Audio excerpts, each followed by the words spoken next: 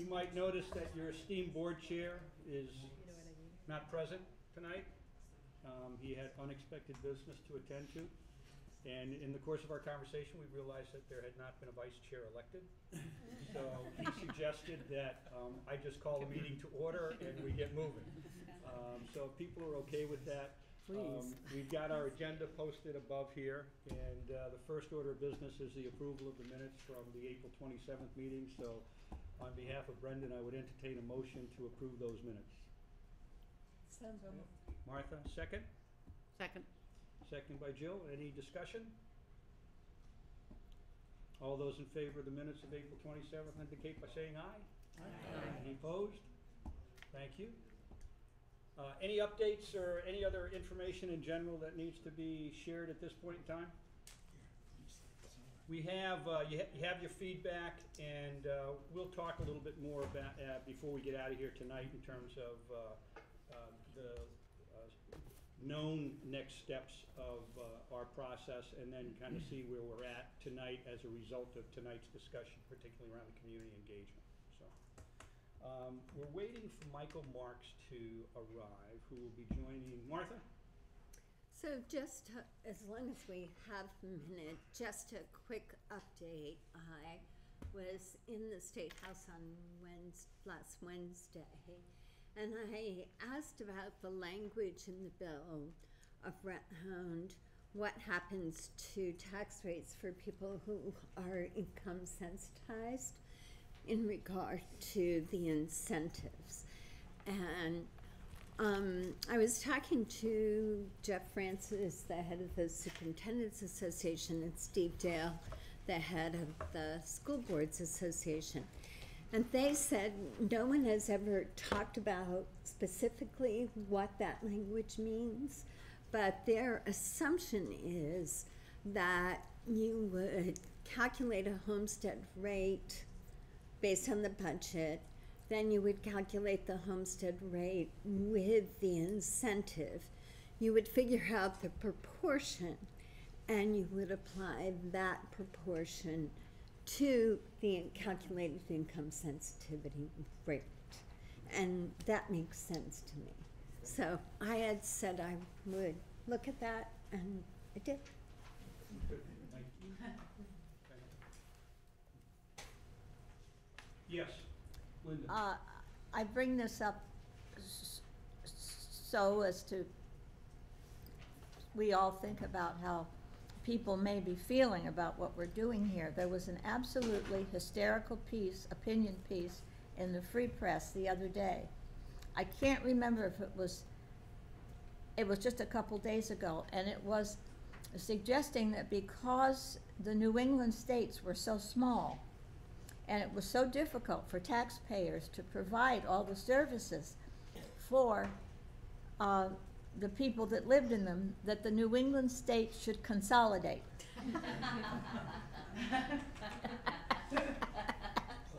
And it would save money, and it wouldn't interfere with democracy because people could still vote. There you go. You might want to look it up. It was written, Martha said it was written by a school board member. From Good. Cabot. I know it was Cabot. Yeah. Oh. Did they describe the governance structure for that?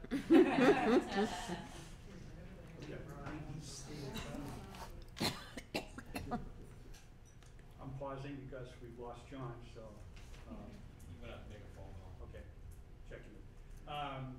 Well, let me do a little bit of introductions with both John and Michael. Michael is a member of the Mount Mansfield Union School Board and is now a member of what they refer to as the Triple M, which is the Modified Mount Mansfield School District, which is what they've now formed. He's not a chairperson of either of those, but he did serve as the chair of the study committee. And John has been in his role as superintendent now for how many years, John? 6? 6 years. He seems like a rookie, but he's been affiliated with Chittenden East for probably twice that length of time as a principal and associate superintendent. I had a chance to see John do a presentation to a group of about 25 aspiring school superintendents a couple of months ago. And I think that there are pretty poignant points out of the process that I know John will welcome any questions, as well as Michael, in terms of the information that they processed as they went about their second go-around with this voluntary merger. And again, keeping in mind that the Chittenden East Supervisory Union merger involved the inclusion of all of their towns into this modified union school district, which is different from what you're doing in terms of joining two separate districts. That there's some similarities, but there's also some obvious differences to that. So John, you're here. You want to come up and get started, and Sure, we can have Michael jump in. Michael was involved with mediation today and indicated that he might be running late, but he had planned on being here pretty close to 6:45. He said he called me and left a message, said he would be here at 6:45. Okay. So he should be here in about 5 minutes. Are you comfortable starting with? Sure, absolutely. So I think Brian has our page on the website. So I just wanted to talk a little bit about our site and let you know that there's a lot of information on there. So we try to put almost everything that we did, from our minutes to our articles of agreement to our presentations, all in this site. And you have access to that, and please feel free to use whatever you think might be helpful. We also, in addition to our first merger initiative, we also have our archived information because in 2010 and 11 we did an initial merger study, and we went out to the community and we had a vote, and it passed in 4 out of the 6 municipalities / towns. I use municipalities because Underhill ID is sort of a quasi-municipality, or it actually has some functions of a town, but it isn't really a town. Part of it is in Underhill, and part is in Jericho.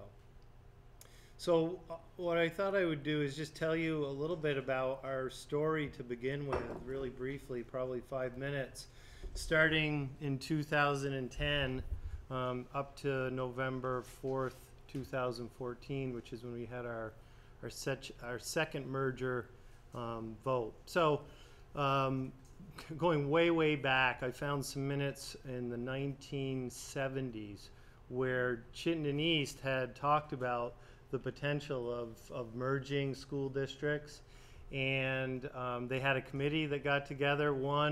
I think there was one in the 70s, one in the 80s, and one in the 90s, and not a lot had really happened. People talked about what some of the potential benefits would be and some of the disadvantages, and it really didn't go anywhere. Really in 2009, we had a group of very motivated board members that were very interested in taking a look at, should we merge our system and have a unified system?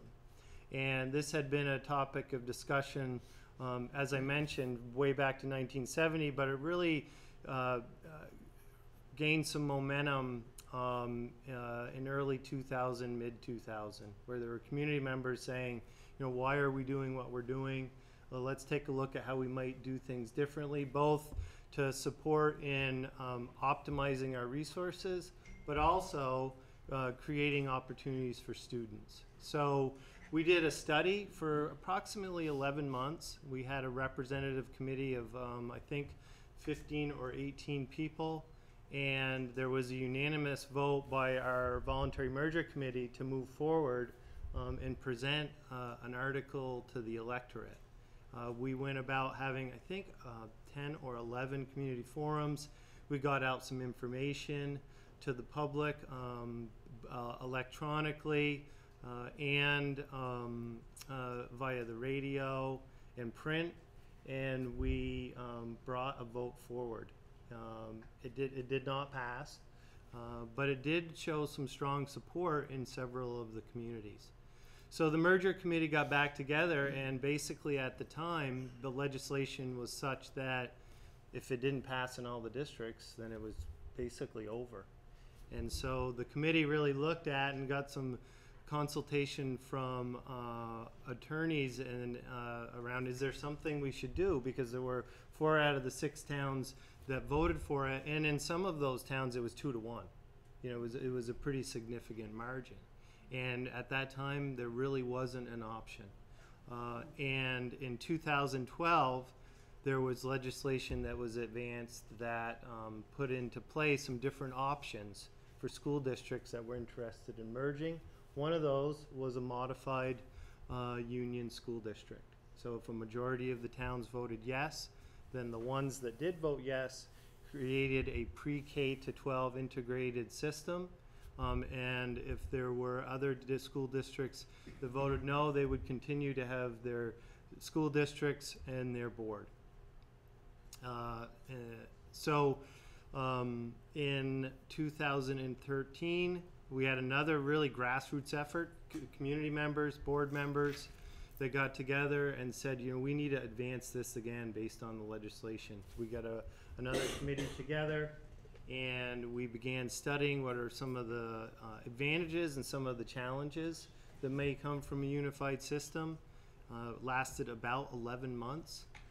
It included a very dynamic committee of committed community members and board members, and in the end, we had a 14-to-1 vote to approve the articles of agreement that we advanced to the State Board of Ed, and they approved in August. And so that's the Reader's Digest version of our story over the last 2 merger initiatives. And now, you know, this is Michael Marks. He was the chair of the committee. I apologize for being both tardy and overdressed. I work as a mediator, and one of the things about my work is you can't leave till the folks finish. So they finished, and I came directly. So I apologize. So, Michael, I just shared our story from the first merger study to where we ended up on November 4th. I showed him our website and talked a little bit about the information that's on there. I thought it might be most beneficial if we took your questions around our experience and questions you have around, you know, what has transpired since November 4th, and so what some of the issues are and what some of the real positives have been as well. Terrific. I'd be happy to say a few words, but probably it's more productive for you to start framing questions. I think I could probably cover everything I would think I need to cover in that context. So, yes, good to see you. Good to see you. Maybe just going around the table and doing introductions so people have a little bit of feel. Just start with Ben and go around. My name is Ben Dickey. I work for CCSU, Executive Assistant, Communications Coordinator. I'm just here doing the minutes. Great. I'm Marla Durham. I am on the Prudential Committee, which is the Essex Villages K-8 school board. I'm Adam Solis. I have 2 young kids in the area and a resident as well at the village. I'm Keely Shell. I'm a resident of the village with 2 young kids, and I work as a sub in the schools here. I'm Tom Thompson. I'm a 45-year resident of Essex with 4 grandchildren in your school district. Great. Wes McClellan. I have 2 grandchildren in the system. Bob Bathillier. I've lived in the village for 38 years, and my 2 kids went through the system. Gary Kling. I live in Essex Town. I have 2 sons that went through the town system and then high school here. I'm Amy Chess. I live in the village. I have 2 kids who are also going to school in the Junction. I'm Kim Kinzerski. I have 2 children. I have I'm in the town. I have 1 in the town system, and then I have 1 here at the high school. I'm Brian Donahue. I have 3 kids in the system, 1 in the Prudential community system and 2 in the high school, and I am the chair of the U46 school board for Essex High School and the Technical Center. I'm Kathy Printon. I'm Essex Town resident with a freshman here and a daughter at the middle school in Essex Town, and been here in the town 8 years, and I'm a new board member for U46. I'm Linda Costello. Oh, excuse me. No, go ahead. You I was sure? just- Yeah, I was just responding to Martha. I'm Linda Costello. I used to teach in Essex Junction at Summit Street School. I had 2 children who went through the system, and I have a grandson who is in 3rd grade at Summit now. I'm Martha Heath. I serve on the Westford School Board, live in Westford. I have 3 daughters who are well grown, but went through the Westford Essex High School system. I'm Sam Gillum. I am a senior at CVU and I am a town resident. Heidi Capola. I live in Westford. Tom James, and I've been on a few committees, and I'm glad to be here. Jill Terrell. I live in Essex. I have 2 grandchildren in your district, and glad, also pleased to be here. Been on a lot of committees. Kim Gleason. I have 4 kids, 1 at the middle school, 2 at the high school, 1 in college, and I'm the chair of the Essex Town School Board. Thank you. So, my question was, what was the major, or what were the major concerns that folks had about forming or about merging, and how did you respond to those concerns? You want me to take a Yeah, crack go at that? ahead. Sure. Okay. The major concerns, although this is by no means a complete list, had to do with 2 things. One, the assertion that a merged school district would involve the loss of local control. And by extension, something that's really precious to Vermonters is that sense of town government and town community and real meaningful town democracy. But secondly, there was the assertion that the benefits of merger were something that had been overstated or at best unproven. Now, what we tried to do as a committee, and I'm speaking to the second committee because although I was a school board member, the first time I was not a member of the committee, was we tried to define a process where we could lay out very carefully what was the data, what was the support for the proposition that a merger would be beneficial to the 3 constituencies whom we identified were interested. And those would be, of course, students. How does it serve educational progress? Second, taxpayers. How does it provide financial support for the community desire to have an efficient school system? And third of all, to address directly the notion of it is a loss of local control.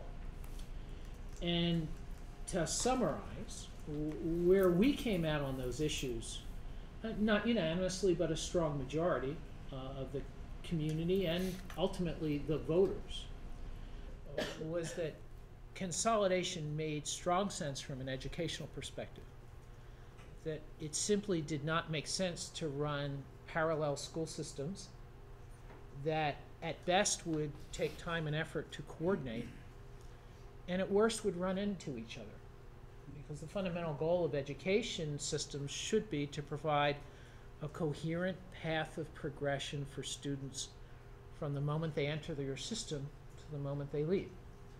And that's something that you can achieve much more readily in a consolidated system than in a conglomeration of school systems, however effective your supervisory union is. So we thought the case for students was very compelling. The case for financial cost control, again, we thought was compelling, and in this dimension, I think this is something John can address because he's done more academic work in this field. There is data out there for the proposition that right-sized school districts are more cost-effective. I mean, intuitively, it makes sense to a lot of people, but it's been supported by academic data. that if you're looking at consolidating into a district, roughly in the range of 2,000 to 4,000 students, John, there's proven data to support that as being something that's cost effective. And of course, we know in the state, in the midst of our statewide debate, that we've had many people weigh in on that, but most recently the Association of School Board Managers published their analysis of this issue, which also, I think, corroborates that. So we thought there was a strong case there for taxpayers. Ironically, from my perspective, what turned out to be the most compelling issue was that of community control. While many of us associate community control only with the ability to have a voice in a town government, the reality is that communities can be created through all sorts of groups. And one of the challenges we certainly faced, and I think we face as a state as a whole in school governance, is the responsibility is so fragmented that if you are a citizen, identifying where one goes to get an answer is a real challenge. Do I go to this board? Do I go to that board? Do I go to that supervisory union? And as long as one is talking about building a community that is of the right size, in other words, I'm not talking about a mega conglomeration in Chittenden County or something like that, but in our situation, we were talking about communities that comprised roughly 15,000 people who had worked together to educate most of their students for over 40 years. So it was a question of simply extending that community, building those ties, and helping people to understand that we can be part of the same educational community even if there's a town boundary between us. Now, it was not persuasive to everyone, of course, but I think it was the best response, and it turned out to be persuasive to most. So does that answer your question? Yes, and maybe you could follow up with why you think Huntington voted no. Well, I want to emphasize that I have strong respect for the people of Huntington, and those who voiced their opposition did so sincerely, and I think they ought to be respected. Their viewpoint, as I understand it, was one that placed such strong emphasis on the loss of local control, their attachment to not only their local school, but their local building, and a strong sense that there was just not enough proof on the issue, that they saw the issue differently. And it's a dramatic result in terms of the election, because if you look at all of the towns, did you put the votes? Yeah, the votes are up there. It's overwhelming support in 5 towns and overwhelming opposition in 1. It's like, are they in another planet, these two? I mean, and it really just is a consequence of, in the other towns, those arguments that I advanced about why it was in taxpayers' interests and students' interests and community control interests resonated. But in Huntington, because people took a different view, it didn't. And Bolton, you would almost think Bolton would be the most afraid of losing their school. What made the difference there? And John, hop in any time you'd like. I don't want to monopolize this, but there was and is fear of losing the school in Bolton. But there was a reality that people confronted there. And the reality was that, going back to my 3 pillars, they knew that they were making cuts in educational programs in that small school that were damaging their students. They knew their taxes were increasing at an unsustainable rate, and they were facing the loss of small school support down the road. They could see the handwriting on the wall. And they saw themselves as powerless. When they were out on an island, they couldn't really address these issues. As part of a community, they felt they could address. John, do you agree with that? Yeah, and the volatility in their tax rate. There were times in Bolton where their budget would actually go down or stay level funded, and they'd have a double-digit tax rate increase. And that was really hard for people to reconcile. And I think the other part would be that MMU had been a really successful operation for, like you said, decades, and that they saw themselves as part of that greater community. And I think that was helpful as well. In the That's 2010 I beg your vote, pardon? there were two That's a communities that were bandage against. thing. Was Bolton the other community? that No, was my community of Richmond was against. So do you know what issues caused Richmond to change their mind? I think there were a couple of factors. One factor was just more time to stop and think and wrap one's head around everything. Secondly, I think, and I don't mean this to criticize the earlier merger effort, but I think we did a better job of getting the message out. I also think it was very significant that we held the vote at a general election rather than a specially warned election. General elections tend to produce higher voter turnout. And I think that's valuable because on a critical issue, you want to get as great a cross-section of your community as possible. And I don't have polling data to support this, but I would surmise that in a smaller turnout election, those who are more motivated have more voice and are disproportionately represented. And opponents in our area tended, at least at that time, to be more motivated. So I think those are the factors. John, what would you add? Well, only one thing, and that's that the committee really made a decision that they were going to try to be very objective. So not give their opinion at all, but really just... In 2010. Yes, 2010. Just give information and have people make their own decision. So folks on the committee really, and the committee altogether that approved the articles, didn't come out and say, we support this and here's why. Whereas in 2014, the committee was almost unanimous, with the exception of one member, that this was good for students and taxpayers, and we need to do it.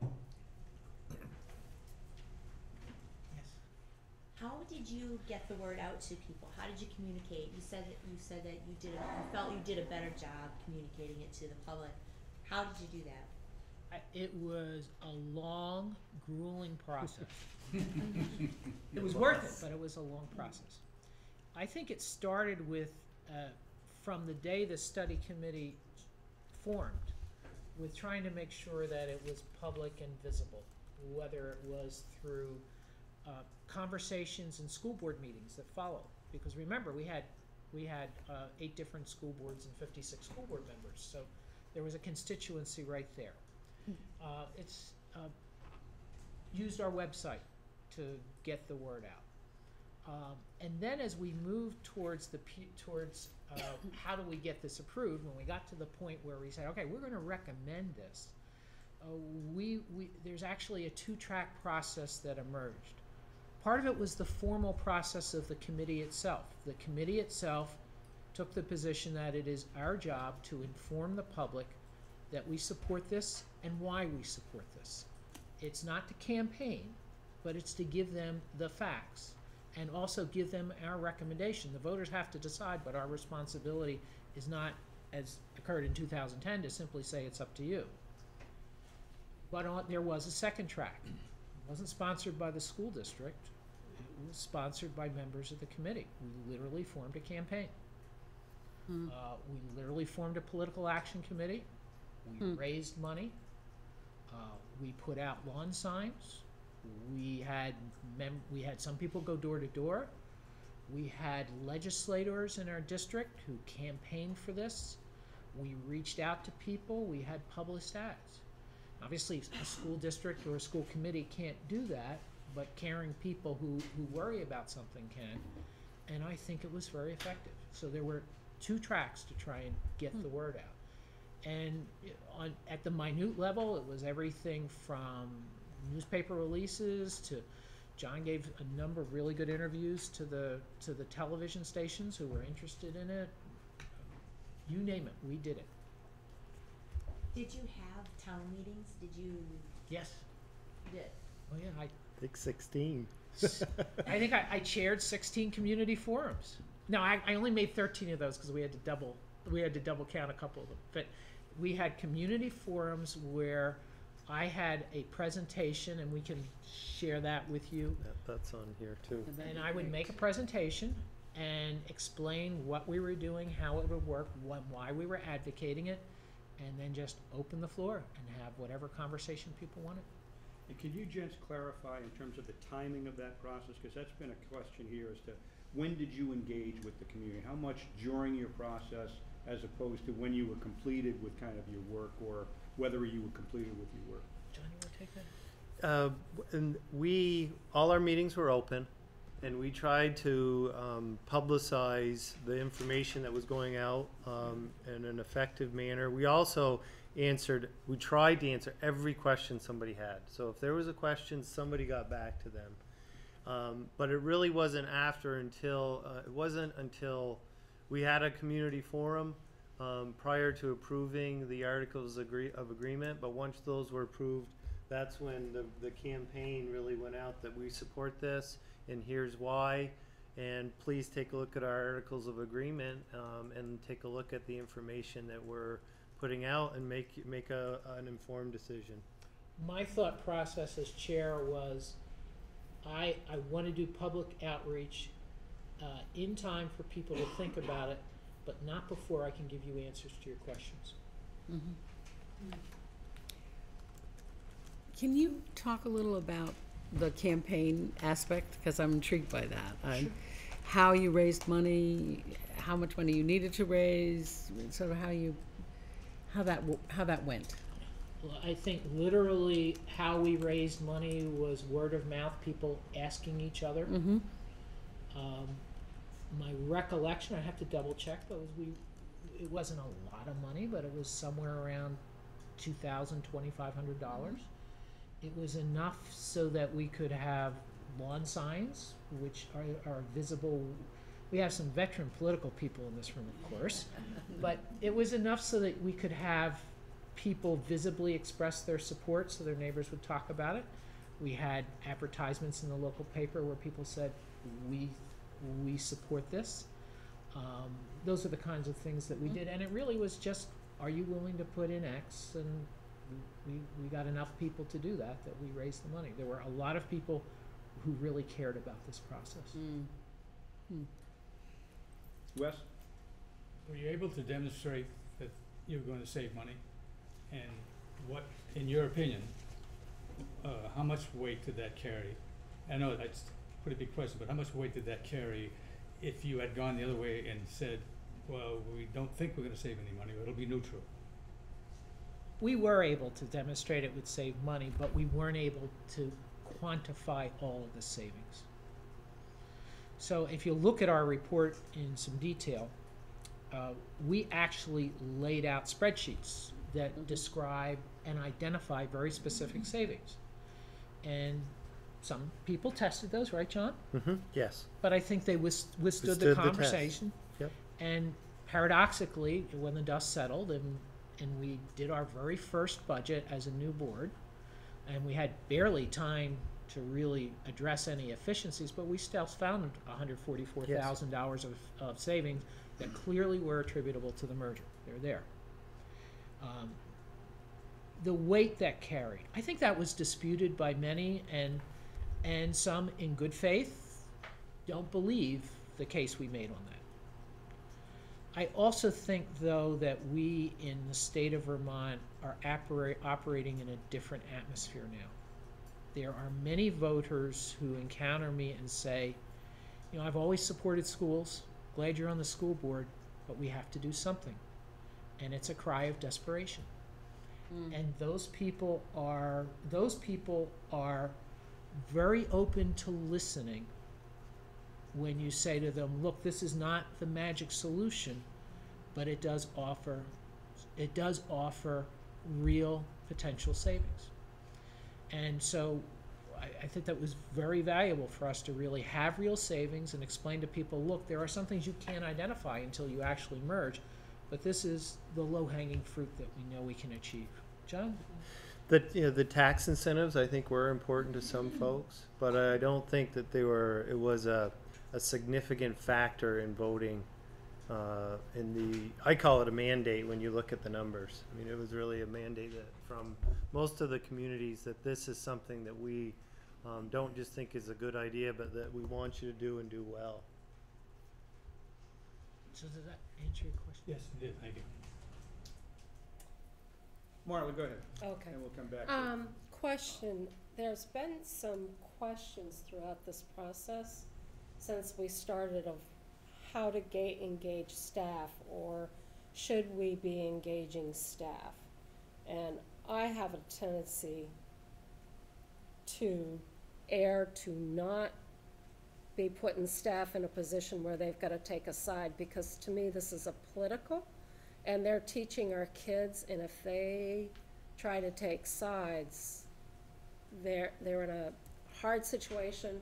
Administration is in a difficult situation, but in your district, so did you engage staff in any way separately, go out and talk to them before your vote? And two, did your administrators weigh in on whether they were pro or con? So I'll try to answer this. We didn't put teachers in a position where they had to come out publicly or even ask them to come out publicly.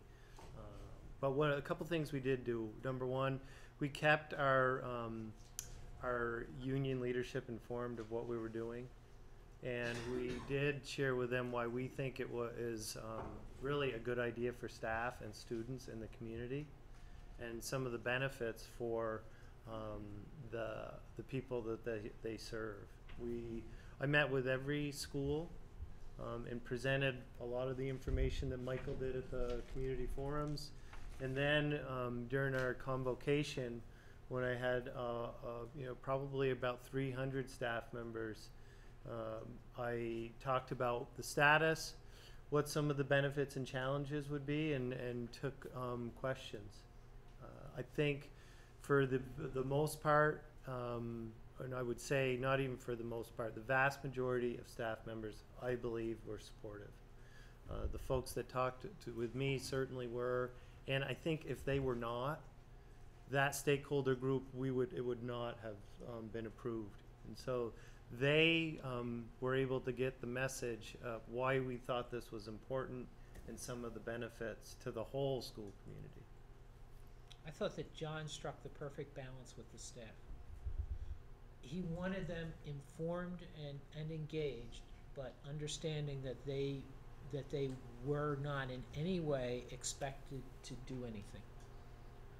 And as the campaign evolved and as the public information evolved, remember those are two separate tracks, there were staff members who participated in one or both of those. Mm-hmm. But nobody had the sense that they were being put on the spot by the administration or the board or the committee to take a stand. I think all of them felt comfortable that they weren't being pressured in that way. But many of them said, this is something that's really important to the educational quality in this district, and we want to support it. Follow-up question. When I read your report, the published report, I did not see where staff, like if any positions were eliminated, it was like bookkeeping or something like that. I didn't see teacher positions. Did any of that occur where you had consolidation of teachers or any loss of jobs by any of your staff or support staff? So we didn't think we could effectively gauge that, and we didn't want to overestimate or share some data or numbers that might not be true. We tried to really focus on things that we could say, we know this can happen. Now, as a result of the merger, there are a few things that have happened that have saved us some money, and we have been able to reduce some staff time, specifically out in the north end. And this is so exciting to me because it's what I think an effective unification can do. we were able to give parents of kindergartners in the North End an opportunity to do voluntary choice, because we had 2 gardens that were really high, and then we had some others that weren't, and what we were able to do is balance the classes. So, you know, there's an educational benefit to that, and we were able to, on a voluntary basis, offer choice.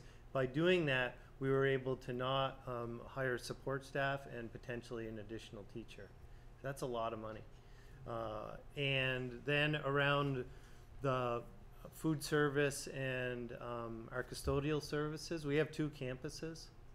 One is Underhill ID in Browns River, and the other is Camel's Hump and Richmond Elementary School.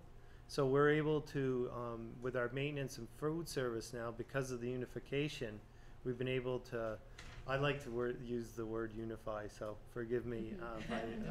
We were able to unify those 2 structures, and we were able to save money.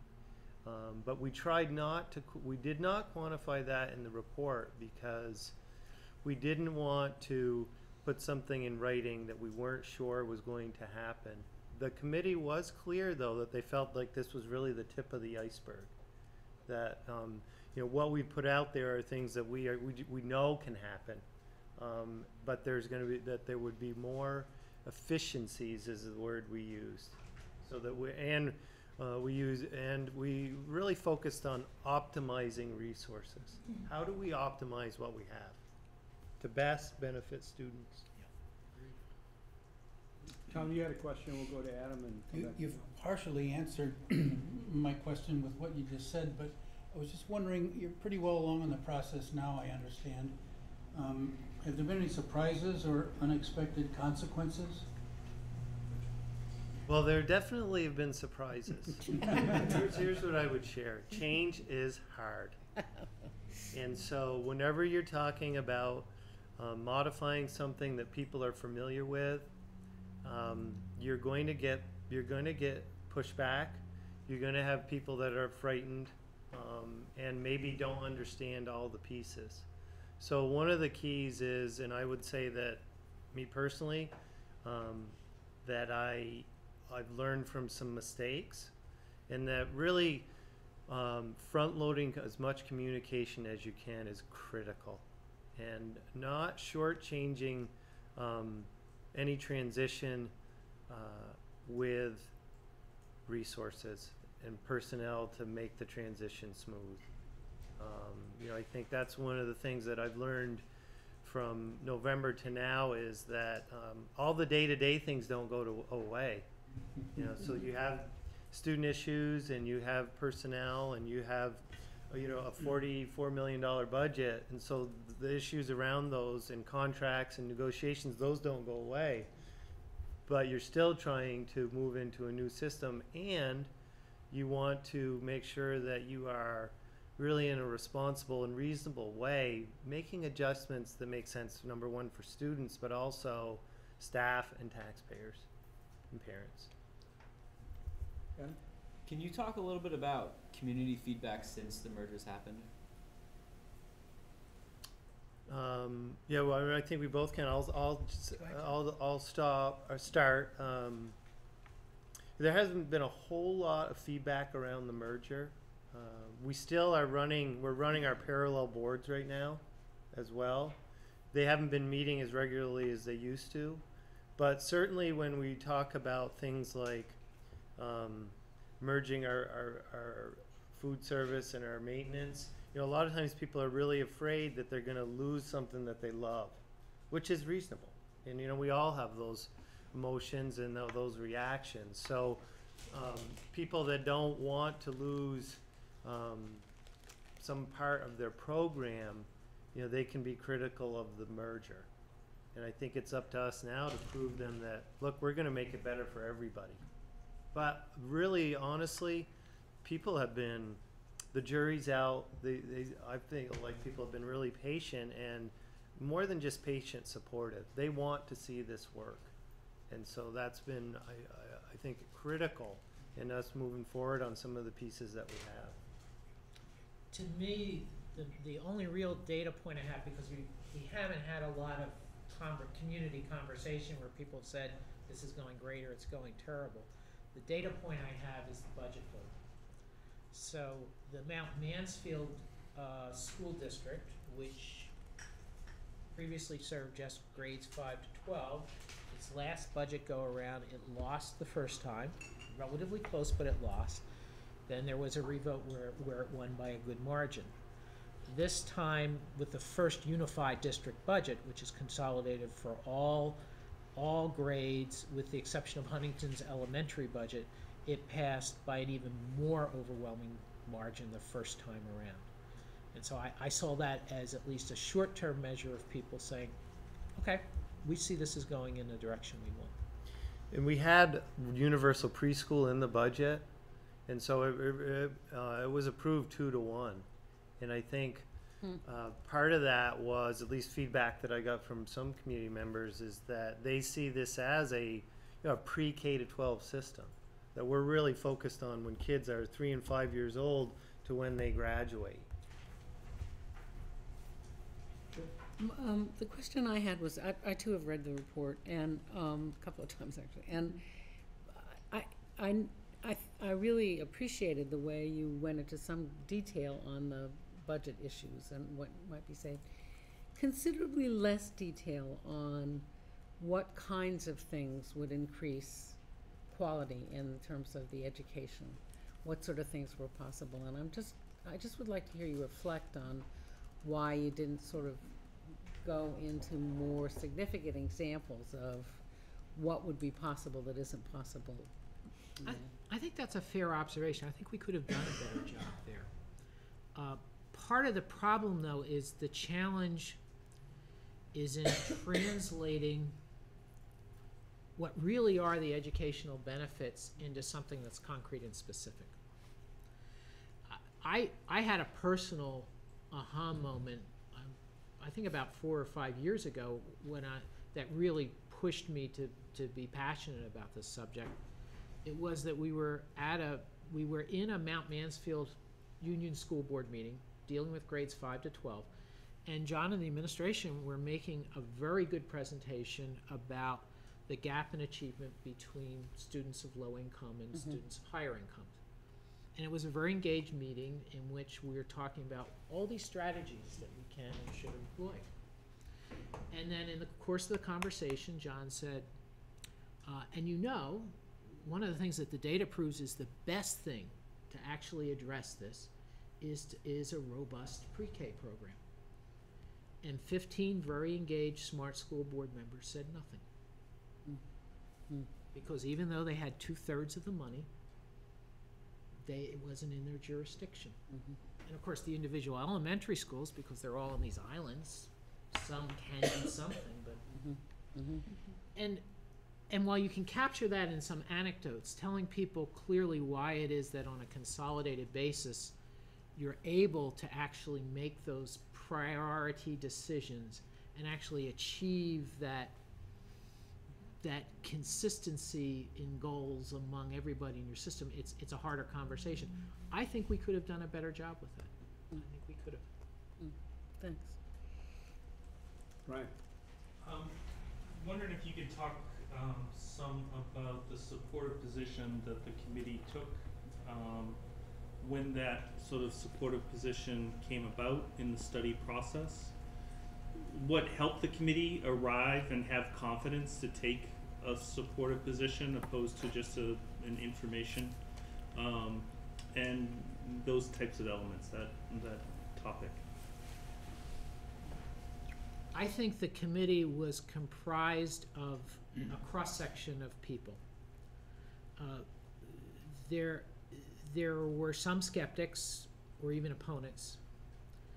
There were some who were strong advocates but willing to see what the data showed. There were some who were strong advocates, maybe who were not, who their minds were never going to be changed. There were some who had open minds. And in the course of our early meetings, one of the things that John did very carefully was lay out data for us.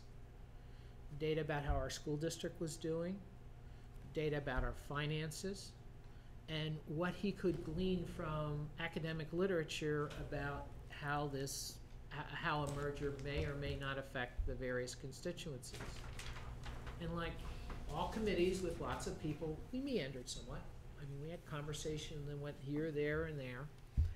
And then at some point, though, after a critical mass of us had looked at this enough to have a sense of where we might want to go, we took a tentative straw poll, and it was just that. It wasn't any final action. It was, where do you think we ought to go? And the tentative straw poll was strongly supportive. There were still some people with reservations, but it wasn't unanimous, but it was strongly supportive. And then what we decided to do as a committee was focus on what a merger proposal, or to use your word, unification, right, John? Mm-hmm. What a unification proposal would actually look like. In other words, let's put the template up there and test it and evaluate it. And then that consumed a large portion of our work and actually teased out a lot of the problems and issues and ultimately culminated in the final vote. And if you want to sleep, if you're having problems sleeping, right, and you want to read all the minutes, you can actually see that progression through the various meetings. I'm not sure exactly when it occurred, but sometime maybe about 30-40% of the way through the process, we transitioned to what would this look like, and that became our focal point. John, do you agree? Yeah, I think the data was compelling for the majority of the committee.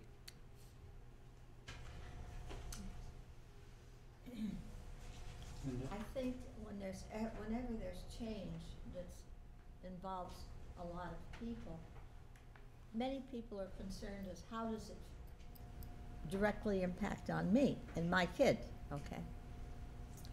What kind of changes were immediate that affected people directly right after the merger? Right after the merger, well, a couple. One, we had a unified budget that we presented. We had, and there were some tax incentives that were connected to that. So there were some immediate effects. As far as the day-to-day experience of parents and schools and teachers, not a lot has changed. One of the immediate effects that we have had is that we do have the ability, and we've been able to do some of this. We've been able to share more resources among schools, and when we're going into next year, we're going to have some flexibility with staffing that we didn't have, which I think is going to really benefit students over the long haul, particularly around professional development and on-site coaching. And just sharing all sorts of resources that support kids in learning. Were children impacted, like children moved from one place to another? No. There were fears expressed about that, of course. Well, that's the kind of change I think people worry about. There were fears about that, and we actually debated potentially putting article provisions preventing any sort of movement of children. But of course, the ultimate fallback is in the law that we operated under. There's a moratorium on closing a school without the consent of the community for 4 years. And so I think when most folks looked at that, you're right, the immediate change is something that people can fear. And while that resonated with some people, it did not strike them as immediate. And what counterbalanced it was the fear that our small elementary schools were in a cycle of increasing budgets and decreasing ability to meet student needs, and that absent merger they couldn't get out of that cycle.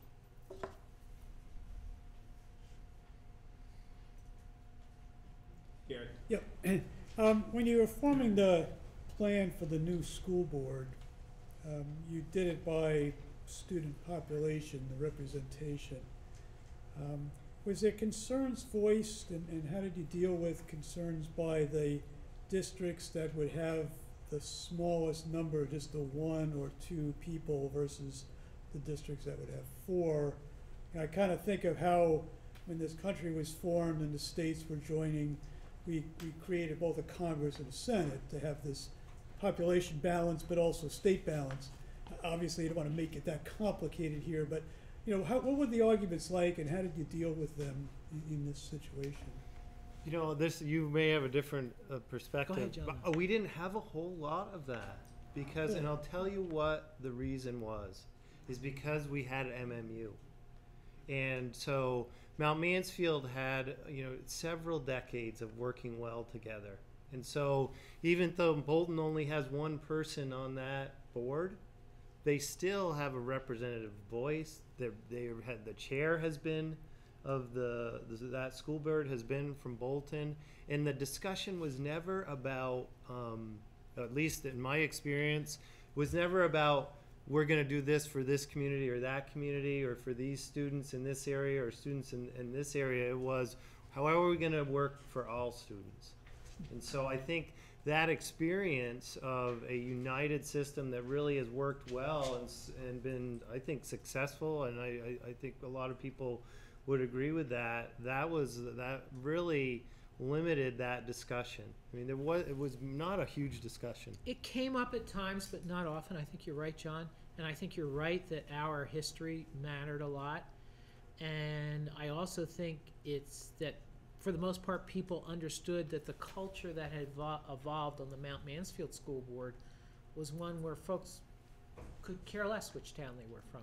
Yeah. In fact, when I went on the board in 2008, and I literally had to look up where people went from.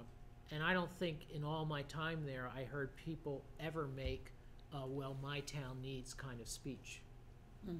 And so that's a great culture, and it's also, I think, where you want to aim for a unified district, because you really are trying to create a real community.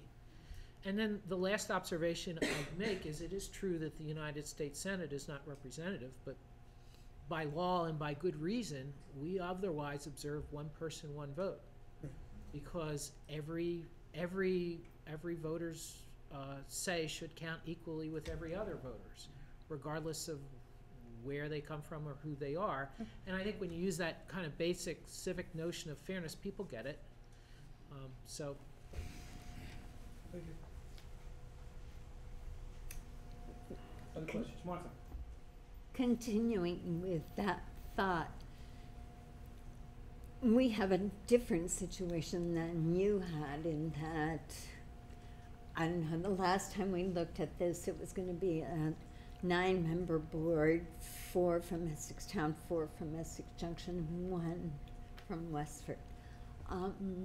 That's a very tough sell in Westford. And depending, I don't know your community, but I know you know your community. I just wondered if you had any additional thoughts or arguments that we might consider. What we found with our experience with a unified school board is that school board members, in our communities at least, quickly realize that they may be elected from Town A, but they're responsible for all the children and all the taxpayers. And that there really isn't in our community a Richmond issue or a Huntington issue or a Bolton issue. It cuts across those lines. And it requires a measure of trust for people who have not been in that circumstance. But experience, I think, teaches us, for the most part, I don't want to be Pollyannish, but we can trust our neighbors to act in good faith regardless of whether they're across a town line, and to look at this as all of us being in the same boat together. That's helpful. Thank you. I mean, one of the second part of our meeting tonight is the community engagement. And you talked about the forums that you created towards the end of the process. Questions for you. What role did committee members play in that? Was that your lead with the forums with the community? Did you do separately, the faculty and staff, or were you part of that? And what role did other members of the committee play? And then the other question was, for some here have raised the issue about, was there a greater reliance on non-board members that were participants of the study committee, or any difference in the reliance on board member experience versus non-board members? Sure. Well, I communicated with the staff, and that was the charge that the committee had given me. That was to give updates, keep them informed, and engage with them. So that's a responsibility that I took on. Michael facilitated the community forums, and we typically had other committee members there, and they would sometimes answer questions. And one of the things I think that was really helpful is Michael did facilitate those meetings, and you didn't have people jumping in when it might not. We really deferred to Michael. If there was a question that came up, he would engage us, and we would try to answer it. It worked really well, and I think the committee members felt really positive about it, but also supported. And as far as board members and non-board members, you know, I think those were pretty blurred. We had several community members that were highly engaged and dynamic, and that was, I think, part of the essence of those community forums and what made them, I think, work well. I agree with that entirely, yes. Marla? You have a lot of different schools. I mean, we've got, in Essex Junction, we've got 4 schools. Town has, what, 3? And Westford's got 1. When you went, did you go to each school district or each school area for your forum and advertise a forum? You went to each school location? By the way, we're not that different. We have 9 in total. So you went to each school location and... Some of them multiple times. We did. We had a Sunday, and I think that was a good idea. Yeah, we were surprised, but lots of people came. You did a Sunday? Yeah. What time of day? I think that was 4. Uh-huh. When it was over, I introduced myself to my wife again. But no, we had some of the meetings were specifically sponsored by the governing school board. So, for example, the Bolton School Board would sponsor a meeting. Some of them were sponsored strictly by the voluntary merger committee. But we had multiple meetings on every campus, because remember, 2 of our campuses have 2 schools on them. Also, when we formed this committee, the town board, the Essex Village Board, and Westford, we all met. We did information meetings, and Brian was there and facilitated. And we decided we wanted to form this committee, and that's pretty much all our board decided. We didn't take a vote on whether we were for this, a merger, unification, or not. When do you recommend that the boards take a stand? The separate boards that are in the organization? When, or did they take a stand before you formed the committee? We and fill in any of these pieces, Michael. But we didn't. We asked, the committee asked boards if they wanted to take a position, and most did, and some didn't. But and some boards decided on their own that they were going to take a position before we had the Articles of Agreement. I think there were 2 boards that did. So it was really a mix of the 2. Once we had the Articles of Agreement, after I consulted with the committee, I made the request to each board. I said this was an important public issue, and I thought that it would be helpful to the voters of their community to understand their perspective, not to dictate their vote, but to understand their viewpoint on whether this made sense or not. And there was one board that specifically said, gee, we don't think that's within our province. There was another board that literally never got to a vote on it. The others all voted in favor. And out of our total membership of school board members, the overwhelming majority of them expressed support in some public meeting or forum. There were some dissenters. And that was important, I think, to voters to understand where their school board members stood on how school board governance should be organized. Did the Huntington board take a position? They never did, no. They never did. Although, ironically, out of the 5 people who were then serving, 3 of them publicly expressed support. 2 publicly expressed opposition, but the board as such never voted on it. I would just say that I thought that was really important, that a vast majority of the board members came out and said, we think this is a good idea, and at some of the community forums, they were vocal and said, here's why, and we need to do this, and it really was a critical factor. Mitchell? Thank you. Maybe this was asked before, but I see like most of these towns, it's like a 3 or 4 to 1 margin, and then Huntington is the other way. What happened there? Well, my sense, again, is that in that community, the argument that this was an unproven case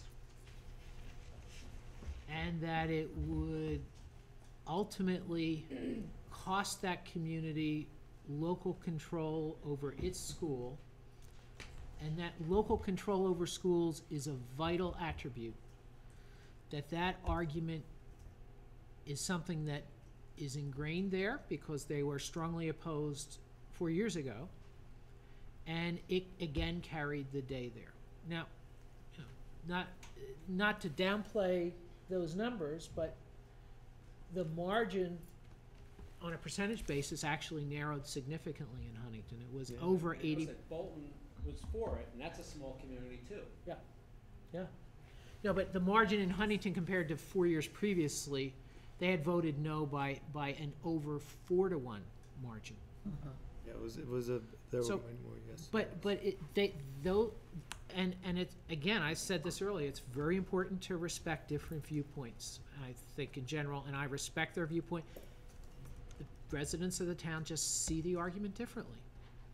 So, Keely, and then we'll go back and finish up. Speaking of different viewpoints, the main question I was left with after reading your report was the minority report at the end, followed by the comment that, like, we didn't get a chance to look at this, it just had to be included, and it was factually inaccurate in some ways.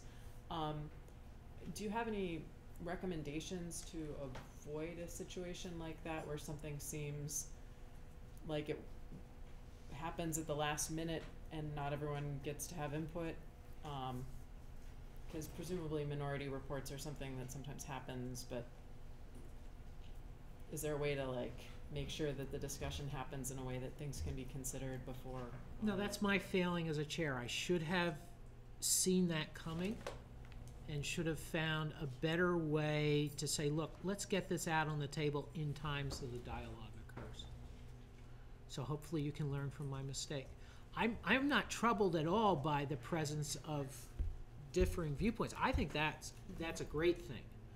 But I think you've zeroed in on where that process could have been better, which is say, look, engage that soon enough so that everybody gets their viewpoints fleshed out in a document where they feel like they've had a chance to fully engage. And that's something I should have done better. Just any specific procedural? Yeah, I should have seen that problem coming and didn't take the action I should have. It's the kind of thing a chair should do. Kim? Other than the community forums that you had held, did you do any climate surveys or anything like that of how the people were feeling, since you did it in 2010 and it did not pass? Now you're up to 2013, you're trying again. Did you do any kind of like a survey or something to see how people were feeling about eMERGE? Or unification? No, we did not. Okay. There was a lot of anecdotal information percolating, but no attempt to formally survey it. So if I, and correct me if I'm wrong, you said you had your first community forum to vet the draft of the articles? Correct. Before we voted on formally adopting them, we held a community forum so that the public could have input, comment, and express concerns before they had become the finished product of the committee. Once they're of course, the finished product of the committee, they go through a process of review, potential amendment, and approval by the State Board of Education and the agency. And we thought it very important that people have a chance to have that input before that occurred. So the inputs to the article then were administration's data? I'm sorry. So to arrive at the draft articles that were then vetted to the public, the inputs were really the committee, it was the committee's work and its absorption of data and feelings and perspectives. Prior to that public forum, yes, with one asterisk, we had public comment at every meeting. Right. But we had not gone out to the public and say, look, we're going to have a community forum, please come and comment on this. Like an issue that we may have is an issue of like transportation. As you guys wrestled with an article, you didn't say, let's advertise a community forum around this article to see what the will of the community is? No, we did not. And just to follow up on that one, were there Yeah. any, in that forum where prior to the articles of agreement were finalized by the study committee, were there any changes Yeah. that occurred as a result of that forum, or anything that would be worthy for this committee to be Yeah. aware of Yeah. as a result of that forum before you finalized? John, I don't know what your recollection is in that. We did take out, we had some pieces about tech schools that we had taken out. So there were some pieces that we modified and one section that we actually eliminated. Yeah, I couldn't right now, without going back and looking over, say to you whether there was this comment made at public forum that resulted in adoption of a different document. There was painstaking step-by-step editing. One of the things we did in our process, it's required by the statute, is before we submitted these articles to the state, we submitted them formally to each school board to obtain comments from the board. And I do know that those comments resulted in some edits to the articles. And I also know, of course, it was a long comma-by-comma editing process. But I couldn't say that, without going back, I know that something came out of the public forum. What followed, though, and this I think is an important point, there's a sense on the part of some people, if you get to the point of adopting articles, that great, it's done. The process requires one to obtain the input from the Secretary of Education and her agency, and ultimately approval by the State Board of Education. And it was a fruitful, thoughtful, but complicated negotiation with the agency. And that resulted in some very significant changes to the articles, and I think significant improvements to the articles. I think the agency did a great job of doing what they're supposed to do, which was to be a constructive critic. I think they helped the final product a lot. They were very helpful. And they didn't help it by rubber stamping it, they helped it by testing and saying, well, what could we do? So in your process, make sure you allow time for that. Tom, you had a question, and we'll finish up with more. Yeah, I first of all, I wanted to say that I admire and respect what you've described. I think it's awesome how much you did, what you had to go through, the steps, the duplications, the revisiting, so on and so forth. But, and I mean this very sincerely, my question to you is, what do you think was your biggest mistake? Great, that's a great question. Ponder that a minute. Yeah, I mean, I can definitely define what the biggest mistake was compared to the first unification study. But I would have to think about that. Biggest mistake. Obviously, that's a selfish question on my part, because ultimately, whatever that is, we want to avoid. That's a really good question. Well, I think if we went through step by step like you and I did, that I'm sure I could find lots of other things where I'd be very critical of what I did as chair and somewhat critical of what we did as a committee. There isn't one thing that leaps out at me. There is an omission. And then and it comes out of the conviction that these kinds of changes are truly necessary if we're going to align the interests of students, taxpayers, and communities. That Vermont as a whole has to have this conversation and move in this direction. And clearly, I didn't find the way to have that conversation with the town of Huntington. And you think it was really an important thing you needed to do? I can't say to you what I should have done differently. Okay. I just know that in that dimension, I failed in my task.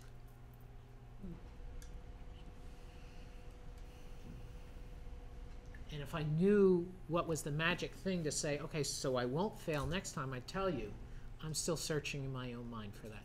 That's fair. But it is a failure. So. Martha? Could you give us an example of a change that the agency and/or the state board made to your original articles? Yes. The structure of the supervisory union. Oh. Let's not go there. No, but this is actually a critical point. It won't take long. We had originally set this up so that just straight, you elect 15 people, they're the supervisory union board. And the agency made the following wise observation. Well, if one of the communities votes no, and based on past history, they were already mindful that it may be Huntington, their elementary board has no representation on the supervisory union. And our back was to say, well, gee, we would be very concerned if we governed a supervisory union where one vote was from a community that voted no, regardless of whether that was Huntington or anybody else, and all the other unified communities got one vote. That's a governance structure that won't work, and we can't express that support for that to our voters.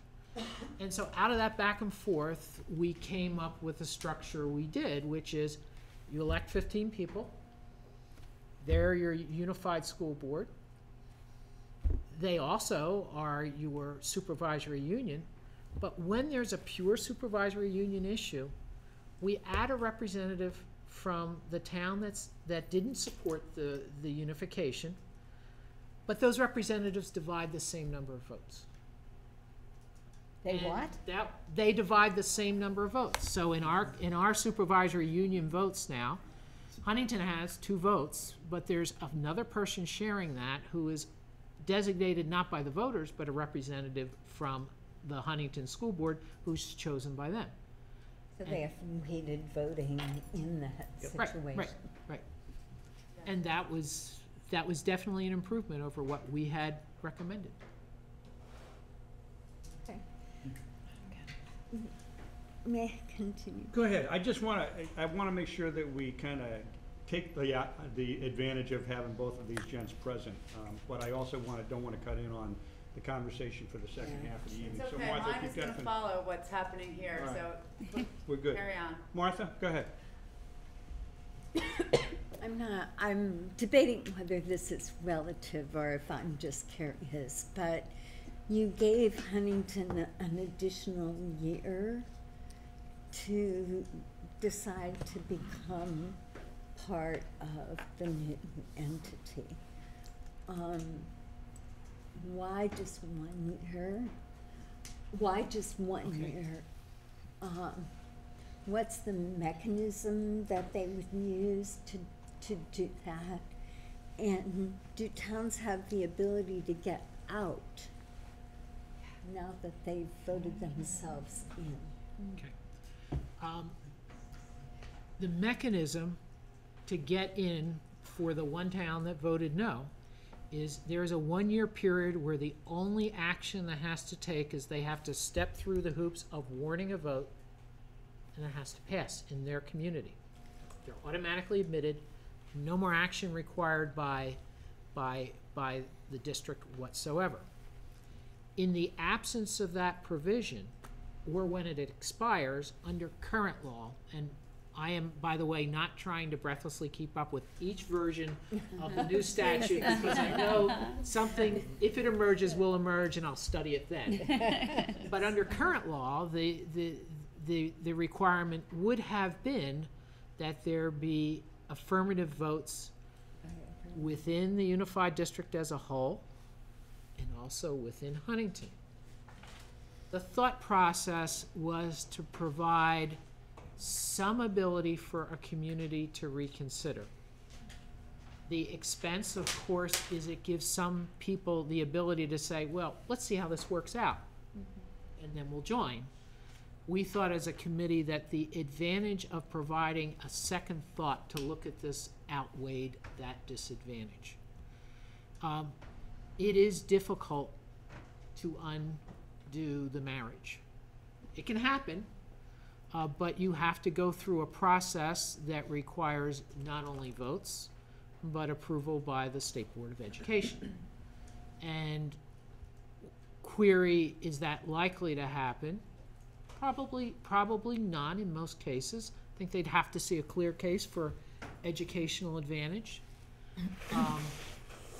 But also, I do think that if you look at the, if you will, the tide of history, it's moving towards finding ways for us to have right-sized school districts, communities that work together but are big enough to meet the needs of their students in a cost-effective fashion.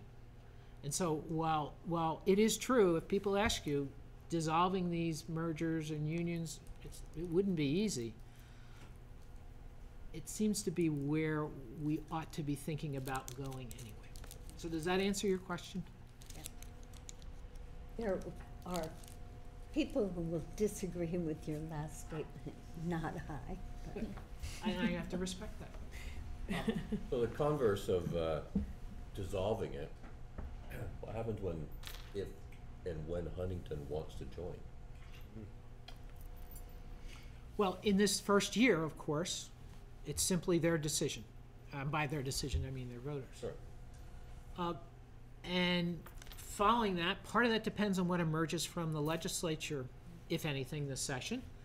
That may provide a dramatically different landscape that changes not just the law, but the considerations people have to make in making this decision.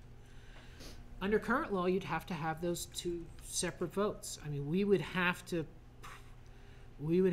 persuade the voters who already have joined together that they should exercise their good judgment to bring Huntington in. And my personal hope is that that would be something that people would passionately support.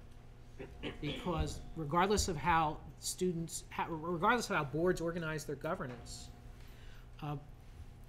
these are my neighbors. It is their children.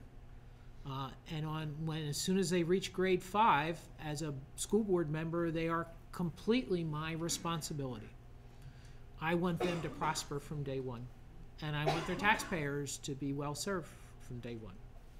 So I would hope all my neighbors would have that same attitude.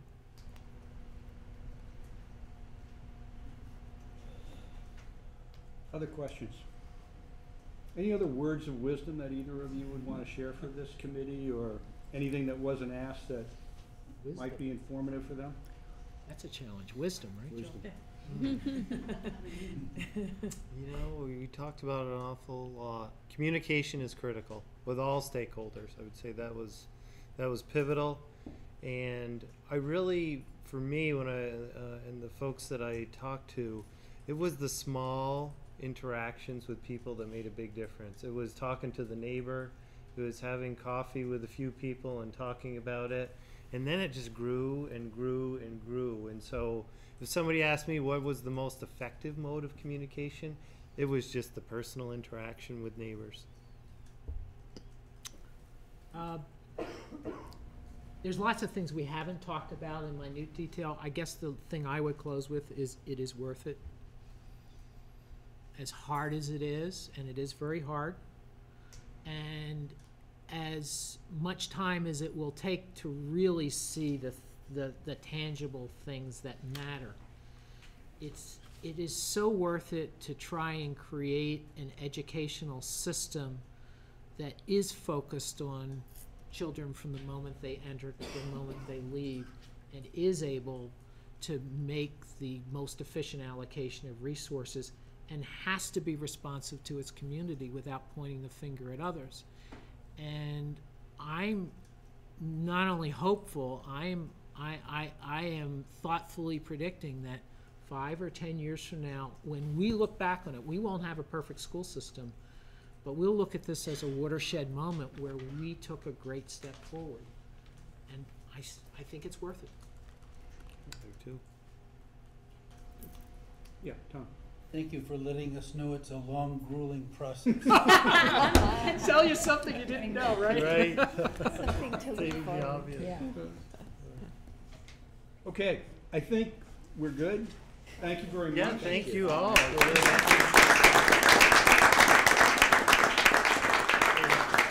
Why don't we take 5 minutes, get a stretch break, and we'll let Liz get set up as for the second half. But thank you again, both John and Michael. Yes, 2:58. Bye-bye.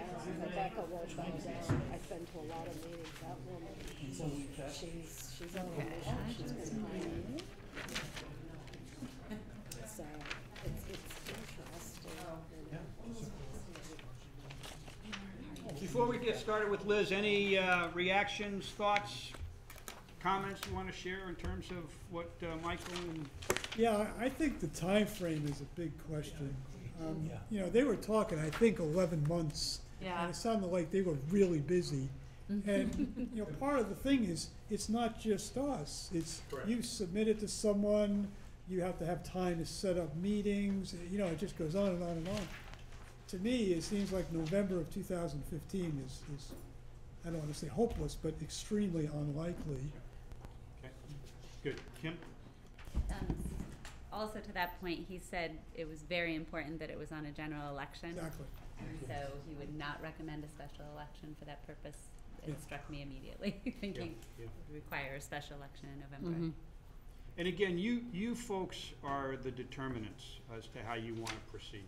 And I think that is all part of this process in terms of how much communication and the process and the timeline needs to be done to get this right, depending on what your outcomes are. I think the first decision is kind of ultimately where you want to get to where they were in terms of before we finalize these articles, if that's what they're choosing to do, where's the input, where's the engagement, but also the bottom line is the body really interested in going forward with articles of agreement is kind of one of the first questions. The timeline that we were looking at was because we wanted to give the new board time to be operating by July 2017. Is that correct? So that the belief right now in terms of if you went with a November for this fall, you had essentially 18 months to be in operation by July 1, 17, which is part of the legislation to be eligible for the incentives. That's part of the changes in the language with the new proposals that are being discussed at the legislative level. Had I seen that there was an extended deadline until 2020? 2020, yes, I believe what's out there. Were the incentives restricted to 2017? I believe the incentives were still on the table until 2019. 2019? 2019 or 2020, but Yeah. the 5 years worth is. Right. Depends which version.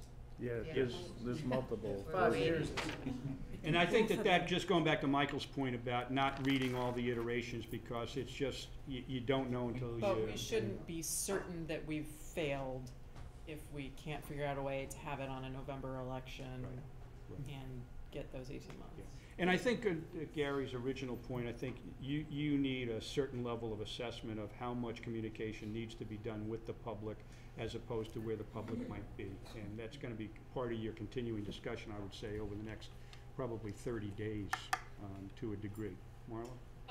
I also, what they went through, God bless them, that was a lot of communities trying to bring them together. I think ours is gonna be quicker and faster. I think if we put the time into it, because if you look at when we started, it was March. Yes. March, and if we go to November, because their 11 months was working with forums right up to the election. So if you look at that time period with just our simplistic communities, and we just step up the amount of times we're meeting or work in small groups, I see where it's feasible. Yes, and you will have the other piece that Judy spoke about, I think, in the first evening, is the process once we get, when you get done with articles of agreement, those being submitted to the state, those needing review, those needing some time, the appropriate amount of days you're gonna need to warn the articles to be voted on, and all your timing associated with that. Sam?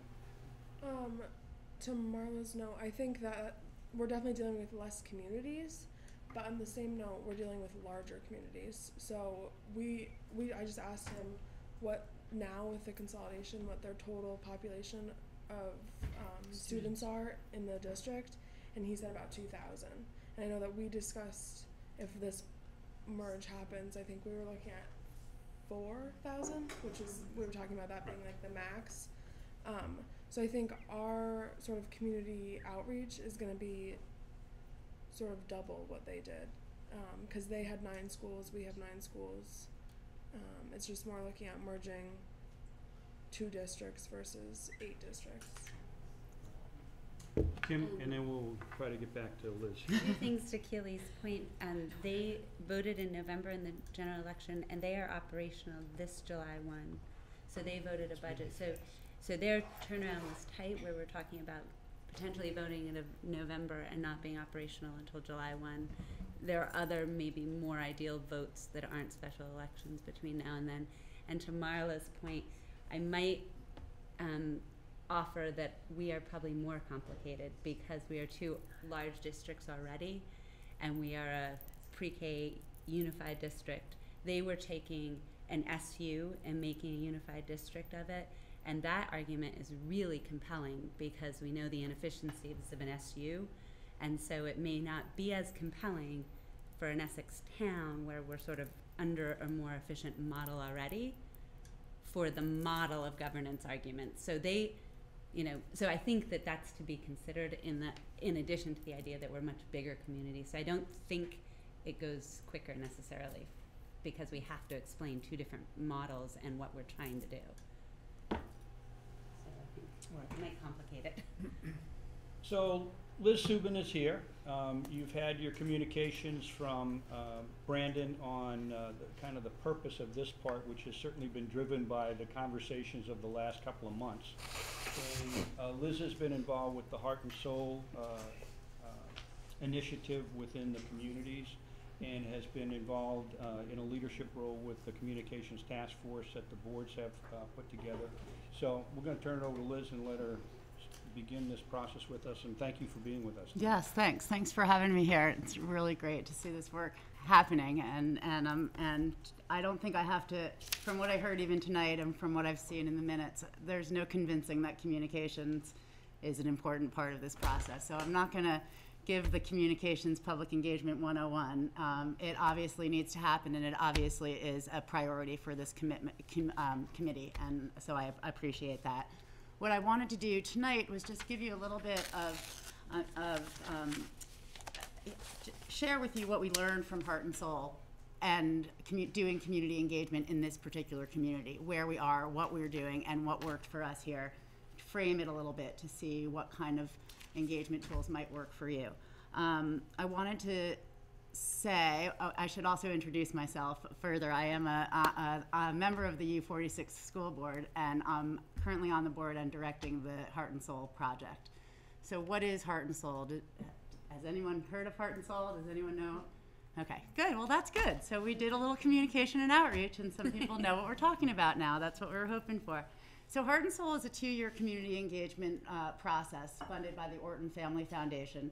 We got about $100,000 from, they were in Middlebury now, then they're now located in Shelburne, Vermont, to really dive deep in our community, which was Essex and Essex Junction, to change the conversation about merger, to try to find a different way to frame that conversation, to see what do we share, what do we have in common, forget about our voting districts and the tax burden for a moment, and let's focus on the things that we share and see if we can identify a set of core community values that can drive decision making both now and in the future. And that's what we did. We spent 2 years doing that. So when you think about your time frame and when we think about all of this work, like Keely was saying, the capacity of this community is really important to keep in mind, how much we can do based on on our capacity. It's just all, as I speak tonight, just keep in mind, we can do a lot if everyone had 100% of their time they could devote to this, and that's just not realistic. So let's keep a realistic idea of what this process can look like for us as we move forward. So we spent 2 years doing this to identify our community values. We identified 6 values. The number one value far and away in our community was education. We spent some time defining what education meant to our community, and that's what you see on your screen and on the sheet that I handed out in front of you. And it might be important to keep in mind as we move forward that, that this is what the people of the town and the village think of when they think of education. And I'll just read it real quick, is that Essex invests time, energy, and resources to ensure that our highly respected schools meet the needs of everyone in the community. We are proud to support learning that extends beyond the traditional classroom and includes the arts, athletics, and vocational instruction. Community programs and libraries offer diverse and affordable opportunities that prepare residents of all ages for lifelong learning and for work in an evolving economy. So that's how we defined it. We did not include Westford in this project. So one idea might be to take the results that we found in Essex and Essex Junction and present them to the Westford community and see if these resonate with the people who live and work in Westford, and see if there's anything missing that Westford community might have to offer to the conversation that wasn't identified when we reached out to those 2 towns. I just wanted to put it out there that we know that the work that we did was Essex and Essex Junction and didn't include Westford. That doesn't mean we don't have an opportunity to engage that community and see if this resonates as we work on massaging our message to the community and what it is that we want to ask people and share with people. That work took full-time for 2 years. It was a full-time position for 2 years of diving deep. And what we did was use a variety of what we ended up calling thick and thin public engagement techniques. Thin engagement techniques are a kiosk at a soccer game or lacrosse game where you have somebody set up with a button on their that says, "Ask me about the red question." You have people coming, information available. They spend 2 minutes. They get some information. Then that's thin. An example of a thick engagement tool would be a community forum where you are asking the community member to spend a certain amount of time to dive deeply into the issue and become much more informed, and then leave that an ambassador of some kind from having spent that time doing that. Both things, I think, need to be happening at the same time. I think we need to blanket the community with information and access to the information that's going on in this committee. I think Ben has done a great job so far with the website and making it all is available. Now the trick is getting people to go there, and you can't just rest on the fact that it's out there and say, well, we did a website, isn't that great? Because the trick is to get people to go there, and the next trick is to see if there's a way, I think, to when people go there and they have questions, and Mark spoke to, and Paul both spoke, John both spoke to this. If somebody asks a question, there needs to be an answer. So we need to make sure that whatever mechanism we set up for interacting with the community, that there's a way to get the information right back. So whoever is moderating that site, or what members of this committee take that, maybe there'll be a subgroup that looks at those questions and filters them back to the communications team so that we can work to get that information back to that person.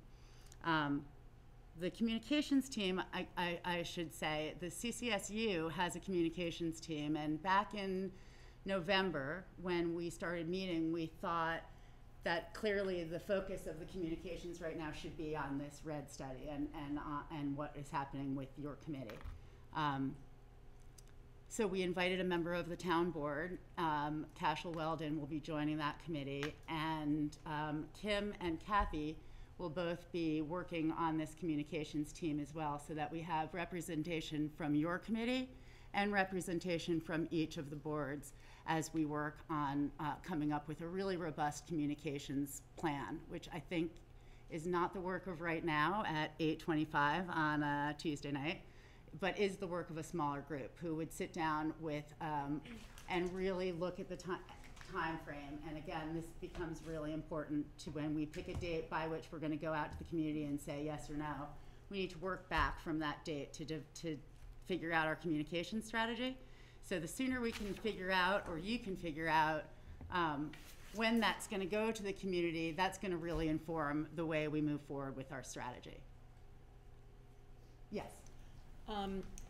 Based on what Michael and John were talking about, it sounded like all of their engagement was either from the superintendent or from the members of the actual committee. And I'm wondering why we have a committee that's made up partially of people from this committee and partially from people not. I mean, definitely, like, your consultation is going to give us a lot of extra experience, but I'm a little bit unsure as to why all of the people communicating about the work of this committee aren't first and foremost members of this committee. It's completely up to you, of course. It's your committee, and if you should want to keep it in-house, that's fine. I offer my experience with this community, and we thought it was a really, and back in November before you all were formed, we thought it would be a really important thing to have all those members, all those different boards in one place with, so that we can tailor the message to the communities based on the knowledge of that's in that room. And since we were already charged with a communications task, we just wanted to prioritize this to get the message out. And I think it's going to be a kind of all hands on deck kind of thing.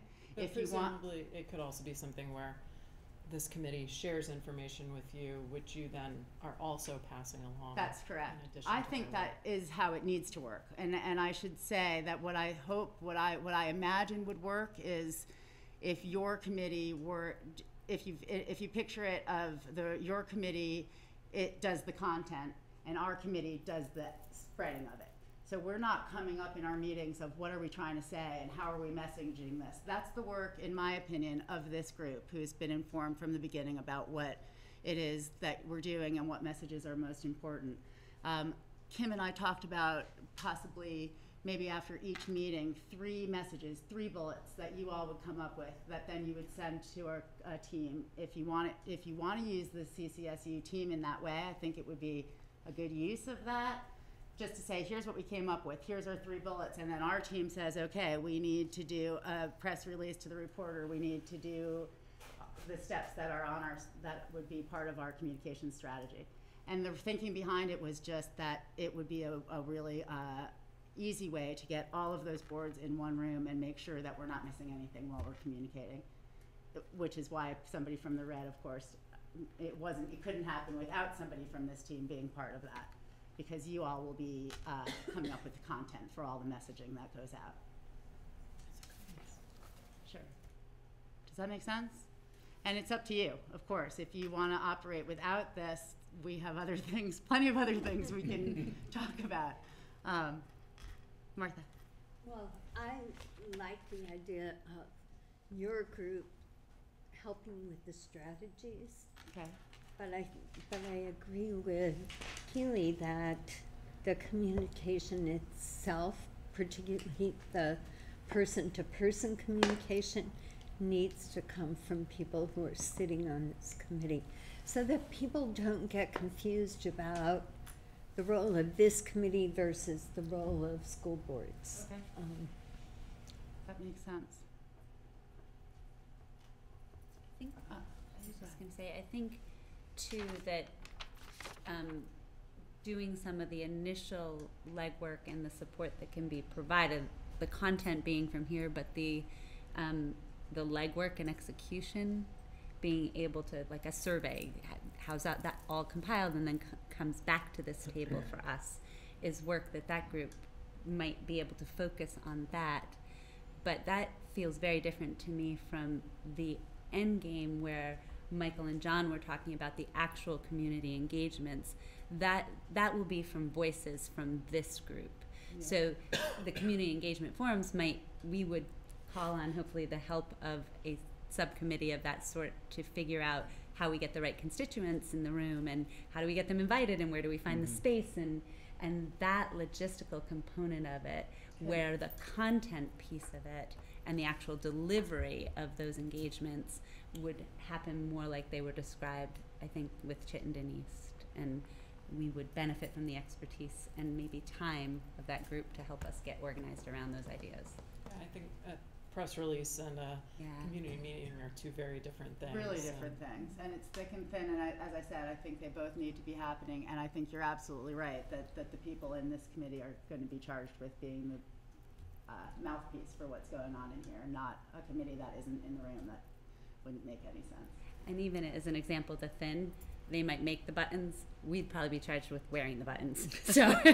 So we better be prepared for that piece of it being ours, but these ideas might come from this subgroup. Right. Yes. I work at the polls. I enjoy it. It's a lot of fun. But you learn some things that can be upsetting. And I watched a school budget go through that was millions of dollars.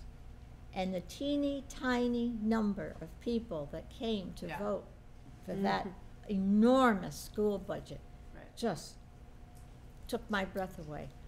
I think we need as many ways to reach this community, the communities involved, as we can possibly use. How we use them, we can decide, but I think we really need to get people aware of what we're talking about, what we're dealing with here. And if they can help get it out, if they can be a kind of a megaphone for us, have at it. We do know this, and part of the work that Heart and Soul has done in the follow-up post-grant period was to organize a community conversation around governance in Essex that just concluded.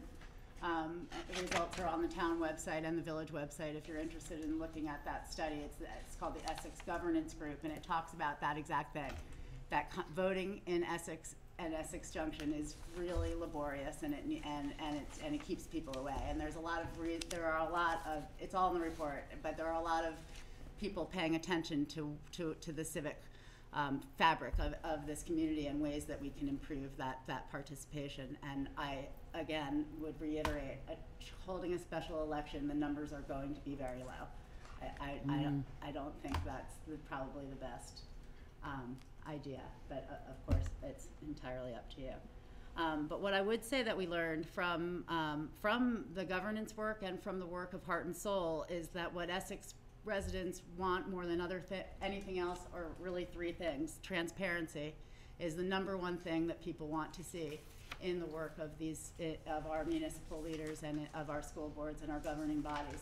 People want transparency, they want communication, and they want leadership. And competent leadership and leadership that is, as I was glad to hear earlier in the presentation, that says, yes, we are the leaders, we've worked on this study, and this is what we're bringing forth to the community as a recommendation, and taking a stand on what we think we want to recommend. I think that's a really important piece too. Yeah, Tom. Define for me what transparency really means in this context.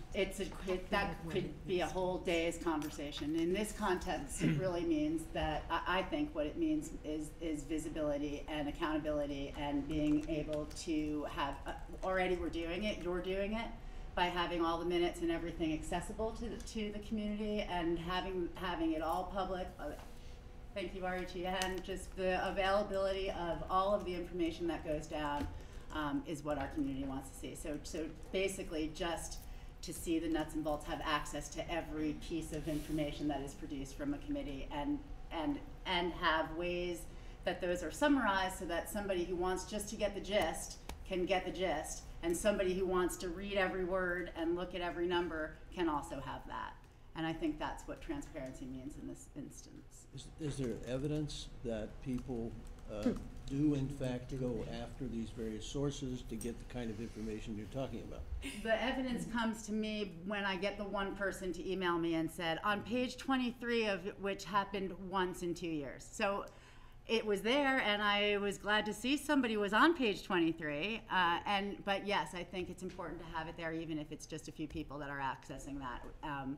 And on that, I think that what we heard earlier is also true, that what we learned is not only in Essex and not only in Vermont, but everywhere, people come out when they're angry about something and coming out in opposition as opposed to coming out in support. So when 9 people come to our budget meeting, it means, and our budget passes, maybe they just are confident that our leaders are doing their jobs, and maybe it's an indication of a good thing in our community.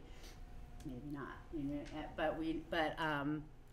what we know about engaging with the numbers sometimes suggest that people are, it looks like people aren't interested, and in fact it's the opposite. It's that people like what they see and they're not coming out to complain.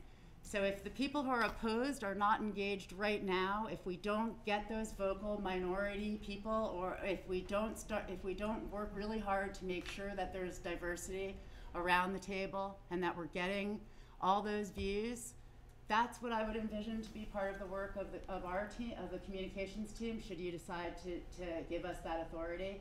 To do what we did in Essex was called a community network analysis, and with Heart and Soul was to do a community network analysis, where we really dove in and saw and identified stakeholders that were really important to have in the conversation, and identified a person to reach out to that contact. And it really is a web. I'll share it with you. Actually, you have it, because thank you, Ben.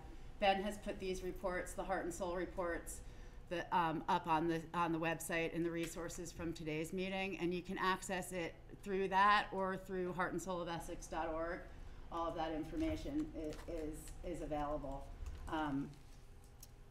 and tells you everything we did over those 2 years to engage the community. So if you're looking for ideas or whatever, we had some success in some of these areas. So the community network analysis is part of that. And what it ended up being was a map of our community with faith communities and municipal leaders and libraries, but making sure that what we had was a patchwork of the people that were really important to have in that conversation. And then we made sure that somebody was responsible for following up with each of those groups and making sure that they were informed about what was going, and then ultimately, hopefully, acting also as ambassadors to reach the people. So we spent time at Quality Bake Shop, for example, where we knew people were meeting every morning at 5:30 and talking about that group there, and then those guys started talking about it without us having to be there every day. That's an example of that. And word of mouth, that's how that starts to spread. And that, I think, is a great point, what he closed with about that being the most effective thing. This is all about building relationships and trust. And I was glad to hear that as part of the earlier presentation too, because it's just a really important piece of what we're doing is building trust. And I think there are some things that are very different now than the last time this went on in our community. And I would say, that there's lots of energy around the development of Five Corners and what's going on in the village, and with the Crescent Connector coming in and things that are happening physically with the growth of our community. Citizens in Essex are organizing now more than ever to create the resources they want to see, like the dog park and the natural playground. Their municipal leaders are looking at shared efficiencies. If anyone was at town meeting, the whole focus of town meeting this year was really about these shared efficiencies and increased collaboration. There's a shared manager in place for Essex Town and Essex Village, new police facility, there's new businesses, there are new Americans, there's new civic leadership, there's young people getting involved in our community all of these things have happened since the last time we met. And I think that one of the things that the Heart and Soul process did over the 2 years was make the ground a little more fertile to take a risk, to have some of these conversations that are a little bit scary to have, like this one that you all are having. So I would say that those are takeaways from what we had. I think this community is ready to take that risk, and guided by your leadership and with a really robust and thoughtful communication strategy that will go out to the community. Any questions? Yeah, more. I don't know if this is for you, Liz, or for Brian, but one of the things that, the question that I keep asking myself is, how do we find out the questions that we have to answer for the community? How do we know what information they have to have before they vote? Well, I would say one thing is that we can ask the community that question, because this was getting to the next step that we talked about, was doing a community survey. And a survey monkey does not take a lot of time, but it is really important that you get the questions right. Yes. Right? And so one of the questions might be, what do you want to see? What do you want communicated about this process? And we could get responses that none of us had thought about what really the community wants to hear about in this process. We started back in November when all of the boards came together for the first meeting of the study, and Kim was facilitating that meeting, and it focused on a few key questions that also might be interesting to revisit now, which were really about what we value. What do we value most about our current educational system? And once you ask people what they care about, we can theme that and start to see, well, then that's what they want to hear about, if this is what they care about. So we can tailor our message that way through a Survey Monkey. The other two questions that we started with were, what do you think are the greatest opportunities if we were to consolidate, and what are the greatest challenges? And so for a very simple 3-question start, it might be, you all might want to think about those kinds of things. If you're going to ask the community a question, it might be really good to start by asking, what is it you want to hear? What is it you want to be reported on of the work of the committee? They know that the information exists, but what are the real things and what are the deeper questions? That's a question for your team to get those questions right when we figure out what's going to go out in a survey. We obviously don't want to ask a question and then do nothing with the results.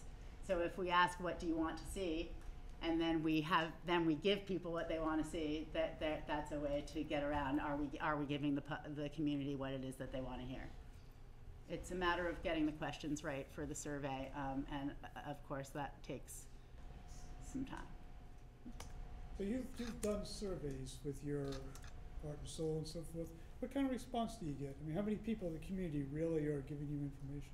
So we engaged close to 1,000 people in the 2 years, and we had about 350 of those people do what we call thick and take part in a 2-hour scripted conversation to get at what people care most about.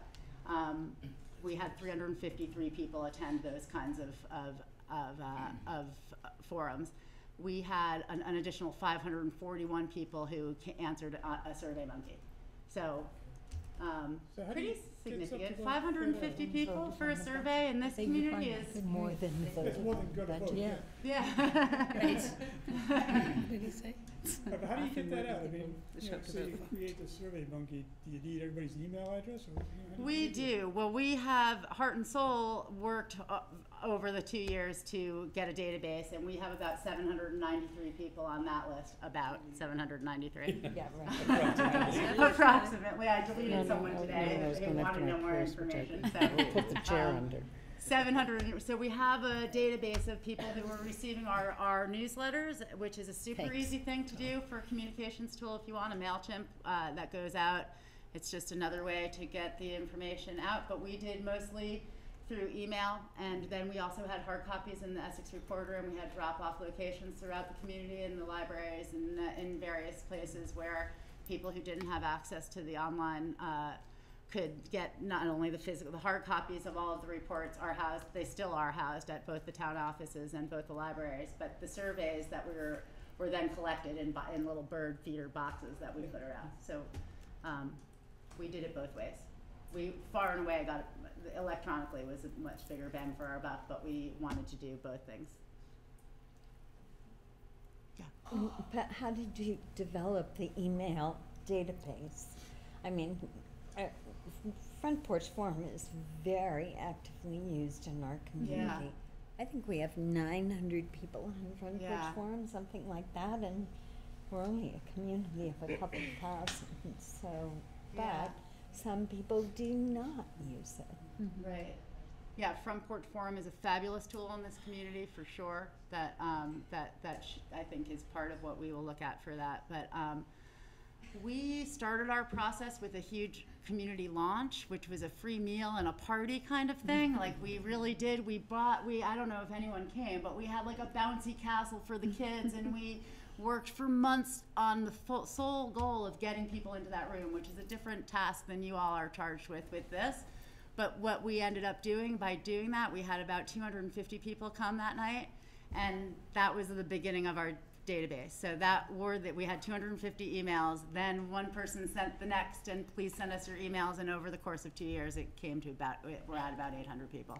And our board met, and we can share that because education is the value that we care most about in this community. It's in keeping with what the work of Heart and Soul is. So our board agreed that that list of people who were receiving this information can also receive information about schools or about the RED study. I would just think too, Martha, that we would have it at all of our school websites as a link out for the survey, and there'd be no limit to the different ways the municipal websites might have it, because there's no reason why we don't want people participating. We can't imagine people stuffing a ballot box. So I'm thinking, that you guys would be able to use Front Porch Forum and whatever other avenues.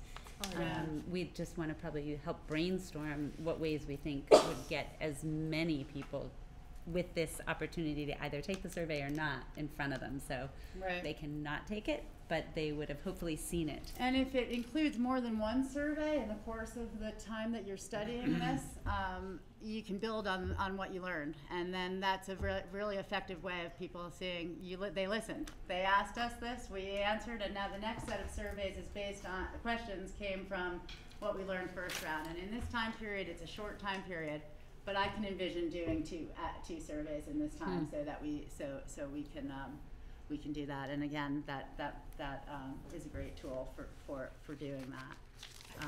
And so yes, we can share our we can certainly share that. I just wanted to say again a little more detail, the kiosks and the photo booths and the fun ways to sort of get people involved. And we can share. Heart and Soul is happy to share with you what we have, which is basically a camera and a whiteboard where people can take a picture. I care about this. There are different creative ways to document what people care about. That's a snapshot that is a photograph that people see, oh, I know him, and he cares about that. We found that people really like to see photographs of people they know holding up a sign of what they care about, and it sticks. And so we don't certainly need to get into this right now, but there are a whole lot of events taking place throughout all of our communities where we could have a presence. It gets to the question of your own comfort level with what it is you're saying when people ask you a question, and making sure that the board knows. And so that's a timing piece. Are you ready to go and wear that button and say, ask me? That's a question of when that would be in this process, when you all would feel like, yes, we're ready to, even before you make the recommendation, are you ready to answer questions? And making sure, as we have community forums, if you all think that's a good idea, that we make sure there are people. If transportation is coming up a lot, we need to make sure that there's somebody in the room at that forum that can speak to transportation, and certainly a number of you, and making sure that whenever we hold a community forum, we get some RSVPs of some diverse stakeholders, so that we know we're doing, whoever else should come in, we have some at the table that are important for our conversation.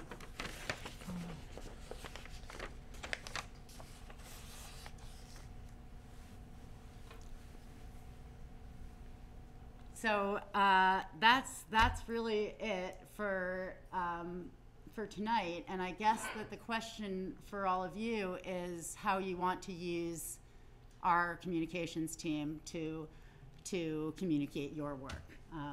Or if you want to use us in that way, or as a consultant when it should come up and you want to ask questions, if you want to use us that way, that's all. It's up to you. I guess that's the question. Is yeah, I think, and I think Brendan would speak to this if he was here tonight, in terms of part of the thinking, as I understand it, with the access to the communications body, if you will, is to alleviate kind of a function of this body. We touched upon this a couple of meetings ago a little bit in terms of having representation from this committee on that, and maybe ending meetings with what are the key points that want to be communicated when it's appropriate. So that's going out, it's being processed through a communications group, and that doesn't have to become your responsibility. But at the same time, I think you are the people that are going to be being asked the questions that people are going to be looking for you to respond rather than members of the communication group. And I think as long as those channels are clear, right. So the communications committee membership is also being able to say, you need to address one of the study committees and all of their names are listed on the website, or let me give you their names and let me give you their numbers and so on. And I would go back also to Michael Marks's comments tonight about they didn't want to hold any kind of a public forum until they were able to answer the questions. Yeah. And I think that that's going to be really important for you. And you're still kind of, from my perspective, in that mode where you've been given good information, in my view. I don't think that you have all the answers to all the questions that you're going to encounter by any stretch of the imagination. And you've got some big ticket topics like transportation or cost analysis. How much detail are people in the community going to want to know? How much are you prepared at this point in time to share? And how much more information do you need to get comfortable? And the other part to that I was taken with Michael Marks's remarks is, and John's description of the forums, that Michael Marks served as the moderator, and that, to me, one of your best approaches to any of these community forums, if you're going around to each of the different communities and each of the different schools, is somebody like a Brandon could be that facilitator serving as the study committee chair and maybe doing more duty than everybody else on the study committee. But if you're in Westford, that clearly the people that might want to be responding to the questions in Westford are the Westford representatives of the study committee. And he can moderate that, but also filter the question, and also know that Keely might be a better respondent to a particular question than Adam, because of our conversations and the preparation and so on and so forth that the committee has done, because you'd be doing some of that work in advance of those forums as well. So who's going to be the person that's going to speak to curriculum and instruction? Who's going to be the person that's going to talk to governance? Who's going to be the person that's going to talk to operations and facilities and transportation? And some of that might be shared, divided, some of that might be very specific to people that feel really comfortable speaking to any of those particular issues. And I think if you can convey that transparency as well as knowledge to your public, they're going to get more and more comfortable with where you want to go. So, Jill. It just strikes me that the other thing they said, which I think I don't feel we're a long way from still, is they had gone through actually writing the articles and being very clear what their position was. And I think that's really important for us to get to that level of specificity in order to be able to respond intelligently. And at that point, it might be worth a little exercise. And we called it an elevator speech, but really, it's your soundbite. And if everyone on the committee can agree with this is our soundbite, for some of our committee members, it really helped them. Some people are totally comfortable speaking with the public. Other people really want to hide under a rock and don't want to have that role. So to be able to hand somebody, this is it. It's 3 bullets. This is what, when somebody asks you, do we all agree that this is what we want to get out? And that can go a long way for adding comfort to people who are speaking on behalf of a committee, to say, here are my talking points, and our committee has agreed that this is what we're going out in the community saying. Right. And it's a real easy work activity to brainstorm some of that. Love that idea, and one of the things I think you mentioned earlier, Liz, was the use of the website in a dynamic way that might have a way to capture questions and be responsive to those questions. And maybe Ben can let us know if that's something that it can do. Is that something that we're prepared to be able to maintain? Right now, the way it's set up, you can go on and leave a comment, and it alerts me if any comments have come in. You can't see them. You can, but I we, can, right, I can see them, right. and then if we have some kind of system in place of who's going to be answering them, I can pass that along. But the comments don't appear until someone approves them. Right. Right now, we've had 0 comments so far. So. But from a functionality standpoint, we might be able to have that be a way to help populate an FAQ, or that exists separately. And we might have things that we would anticipate as frequently asked questions, but we might also be able to populate that FAQ with comments and their responses, if we were to get any comments. Right. Yeah, I'd definitely pass that along to everyone if we did, but we haven't. Okay. Keely, and then we'll go to Sam. I mean, another way, like, it sounds like what currently has to happen is the comment goes to you, you send it to Brendan or someone else decides if the comment can go up and responds to it. It might just be easier to like publish at this point. If you have questions, email Brendan, or because when somebody leaves a comment, they probably are going to want to see it appear on the page pretty quick with a response. Whereas if they sent an email, there might be a little more wiggle room before they expect that they're going to have public answers published. And until we have broken down like who should respond to what kind of questions, maybe we need to ask them exactly how they did that. I don't know that I'm coming away clear in terms of how they functionally did that, handling questions and responding. They sounded like they responded right away, but did it sounded like a become one-on-one public? kind Yeah, of that's what thing, I'm- which I think is great because it's personalized, but it's not interactive and public like It doesn't prompt the next thinking, or we know from some experiences we've all had with Calendar 2.0, or many of us have had, that opposition groups can form very quickly.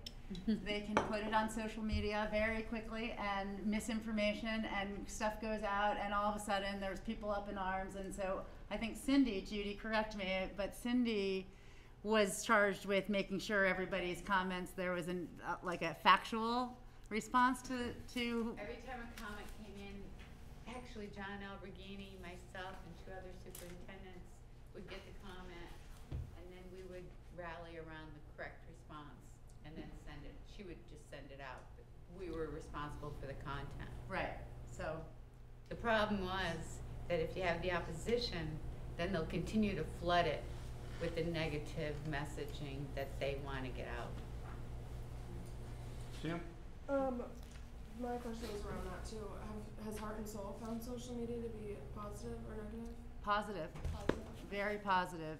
We had, in fact, the negative comments were positive to us too because it was informative for our work. When somebody questioned the data, we thought, oh good, they're reading it and we want that, and we must have not delivered the message well if this question is coming up. So for us, those negative comments were also very informative and helpful to us. So I welcome all that. I definitely think social media, like in today's world, is a way to get information out. But I think there's really high potential for it to be extremely negative. I guess in what we're talking about, it would hurt us more than help us. Versus your work, right, that can help build what you're doing. Yeah. I don't know if that would necessarily. And that would be up to you too. I think it's really good to have multiple places where people can click. So if you're going in Facebook, and if you link your blog post or whatever you do to Twitter or Facebook, and it goes out as an information bit, it's personally, I think that's a good thing to do because I think that's what our community is getting used to, of ways of receiving that information. But if it feels too risky, or if it feels like that social media is not appropriate for this committee, then certainly keep that in mind. or you can also, none of it is set in stone. You can modify the messaging as you move along to, if you're finding that that's an issue.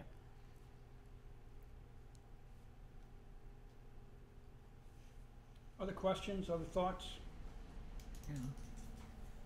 Let's go Tired. home. Let's go home. I guess Tom, I go have ahead. one. I like the idea overall, very, very much so. I think it makes a lot of sense. I think people who live in the village, people who live outside the village will recognize what's happening, even though it may not be. I realize that we have to be careful with who is putting it in there by name and all that kind of stuff.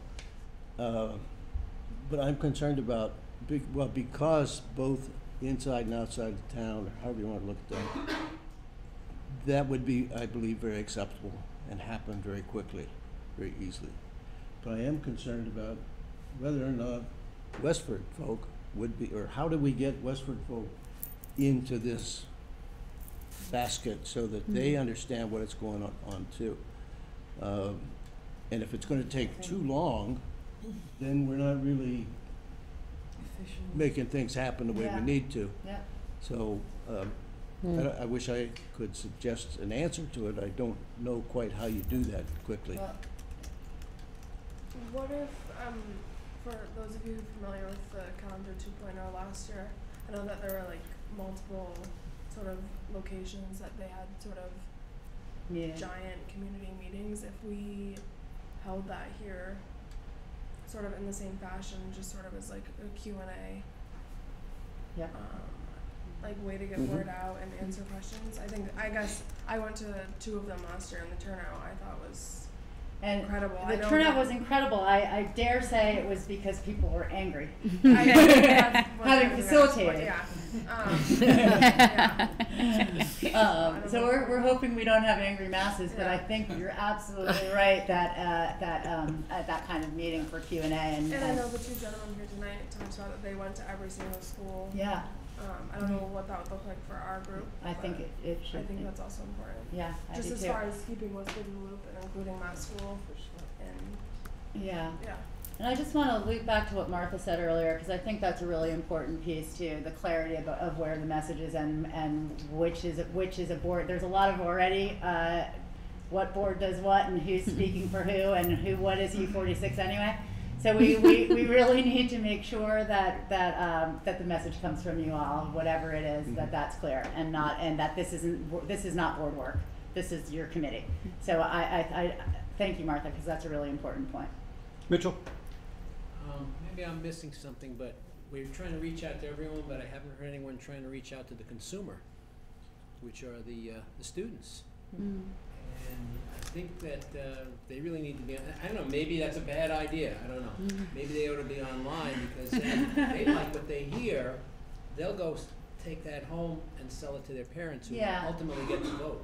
Right, and I think that would be, again, whatever you decide. If you wanted to use our communications team in that way, our team would, I think that's part of what you do with your network Well, analysis. students are easy to reach, they're right here during the day. Students are easy to reach and extremely hard to engage because they're very, very busy, and it's hard, and they need different kinds of support than other people coming to these kinds of meetings. So we found that yes, and absolutely, this is all about the students. So absolutely, the student voice is important, and we've already talked about, or student government. There are places in this school already where we could access a group of students to make sure that voice is informed.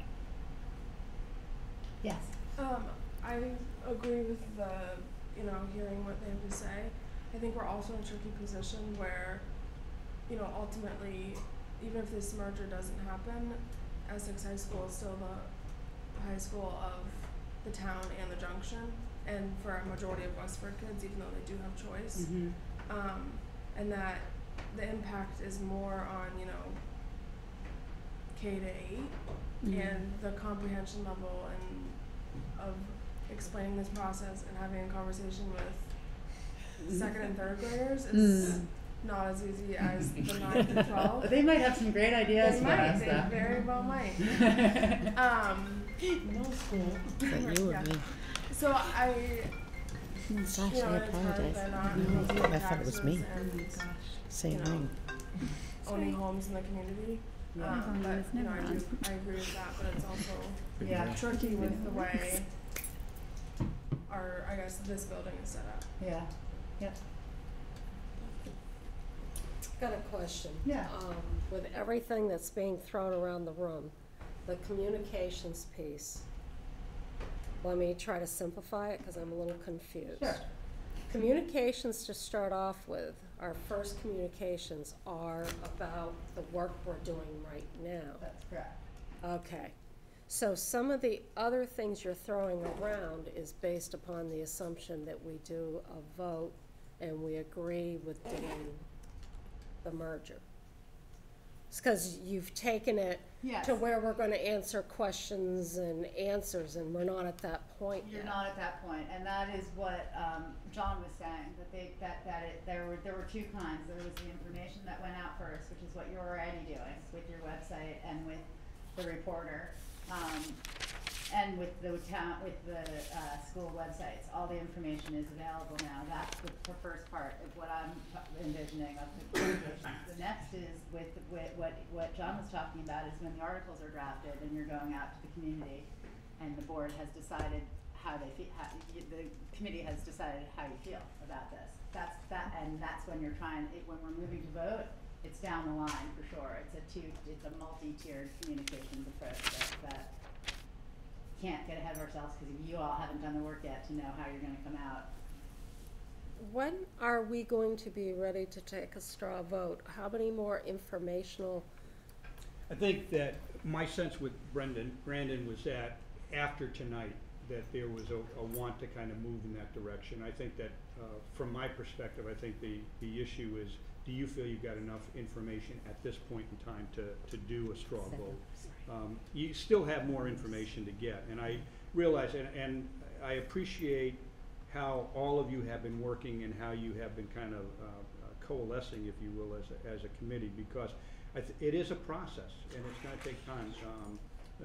There's an element of information being presented to you, which you've been through over the last month or two, and I think at this point in time, the issue is deciphering how much more you need on finances. You know, a couple of pieces that stood out for me in Michael and John's remarks tonight was on the finances. They didn't get into the weeds in the finances. They said, in general, we're operating that this is going to be, there's going to be savings. What we found is that after the fact, the savings have become a little bit more detailed. They did not get into, and the question maybe came from Jill about the explanation about the student benefits, and Michael acknowledging that he thought that they were kind of light in the report on that. They were. But what they did talk about in their initial comments was some very general but compelling statements about the coherence of a system, the example about the pre-kindergarten discussion and its value. So I think that there's going to be an element of how much information are you comfortable with to be able to go out to the public and say, the information we have brings us here. We don't know exactly how this is going to be done or exactly how that's going to be done, but we're feeling pretty confident that it's going to continue to be improving the opportunities. What's interesting here on this slide is that the two top issues in terms of education were diverse opportunities and quality, which is really what has been some of the early conversations about how will this be better for kids. The other interesting piece is that the early education is at the bottom of the list, which is kind of, that's an important issue. Some people maybe believe so more than others, but it's an important and it's a current issue, and you will be better equipped as a unified system. And the third piece I thought that struck me was the notion of, given what we've been talking about, what would a unification look like? And to go through maybe that part of a conversation. But you have some issues to deal with in terms of choice, language around that, and kind of coming to conclusions around that, transportation. And I think if you can be comfortable with some of the ambiguity around the finances for the moment in general, not necessarily specific to transportation, but you're going to get there. We've contracted, we talked about this the last meeting with George Cormier. We expect that we'll get a report from him. I would expect that you would see that according to our plan, which would be the first meeting in June, which I think will give you more clarity around the finances, and then you will be better equipped to answer more questions. And we will, in my view, work our way through the challenges of, so what savings might you see? And I think if the committee can get comfortable with, we're not gonna necessarily, I would not suggest that any of the staff or people affiliated with the committee try to put together a list of the 20 people positions that are gonna be cut. It's not gonna be healthy for the system. I think if what we can do is suggest that the duplication of central office services would likely result in a reduction in costs of this, then that's kind of how we would want to go. But it really depends on your comfort level to get the public to be okay with that without having all that detail. But know that there's probably going to be savings. And some of that's going to be part of the transition, and part of that's going to be the election of a new board, and all those other things that kind of come into play. So I think that the next couple of sessions, I think, one, the straw vote would be on Brandon's radar screen. I think two, I would look to just confirming as a committee, and maybe give you the next couple of weeks to digest this, unless you want to offer it up tonight. Are you okay with what Liz has talked about in terms of representatives from this committee being part of that communications group, so that there is a consistent message coming out? That's another thing. And then I think the third piece is, are you interested in doing a survey that does kind of make an effort to poll the community, including student body or others, to say, what do you want to know? And is that going to be more helpful to you? Or are you wanting to wait for your straw vote, if your vote is more in the affirmative than not, and you get started on articles of agreement, you're going to have to get more detail so your comfort level is high in terms of your understanding that we're supporting this because of X, Y, and Z, and that's when you can be responsive to the questions that your public will have when you go to public forums. So I think one of the issues for me is, what do you want to get from folks in advance of any decisions you make? Do you feel that as a committee you've been kind of, you've rattled the bushes enough to understand the questions that need to be asked? And do you have general understanding that that's okay? Or do you feel you need to go back out to your public to A, at least ask the question so you can say, we asked you? Or B, is there going to be information that you're going to get that you think will be helpful? And three, do you think that that's a necessary step at this point in time? And I think that that's your call. I don't think it's a huge burden to go out and try to do that Survey Monkey piece. And I think the question for some may also be is, who doesn't get that are voices that we want to hear from? Does everybody have that access to internet, to computers, to Survey Monkey, be able to do that? Or is there a population of your folks in your communities that may not have access to that are voices that you still want to hear? And I think that whole equity issue is just still an important one to keep in mind. So, does that answer your question in terms of the struggle? It does, and the Survey Monkey, if for an initial start, I think honestly that one big question that should be put out there, I would like to know if anybody understands what our committee is doing. The definitions, I think, before we get into asking them their thoughts or how they feel about things, until we've studied some of that and have some positions. But I'd like to know in the community who really understands what we're doing right here, right now. Do they understand what RED is? Do they understand, like, I'm not sure I understand a difference between that modified unification versus what we're going to do. I mean, from the lawyers talk that night, I think I'm ready to hear a lawyer speak again. But that's my point. I think it's right down to the basics. I don't think a lot of people understand what we're doing. You could do a straw poll. Kim and I were talking about earlier of, if you were to vote today, would you vote in support or against? So you get a sense of the community that way. So you can. Right, that's a scary thing to ask.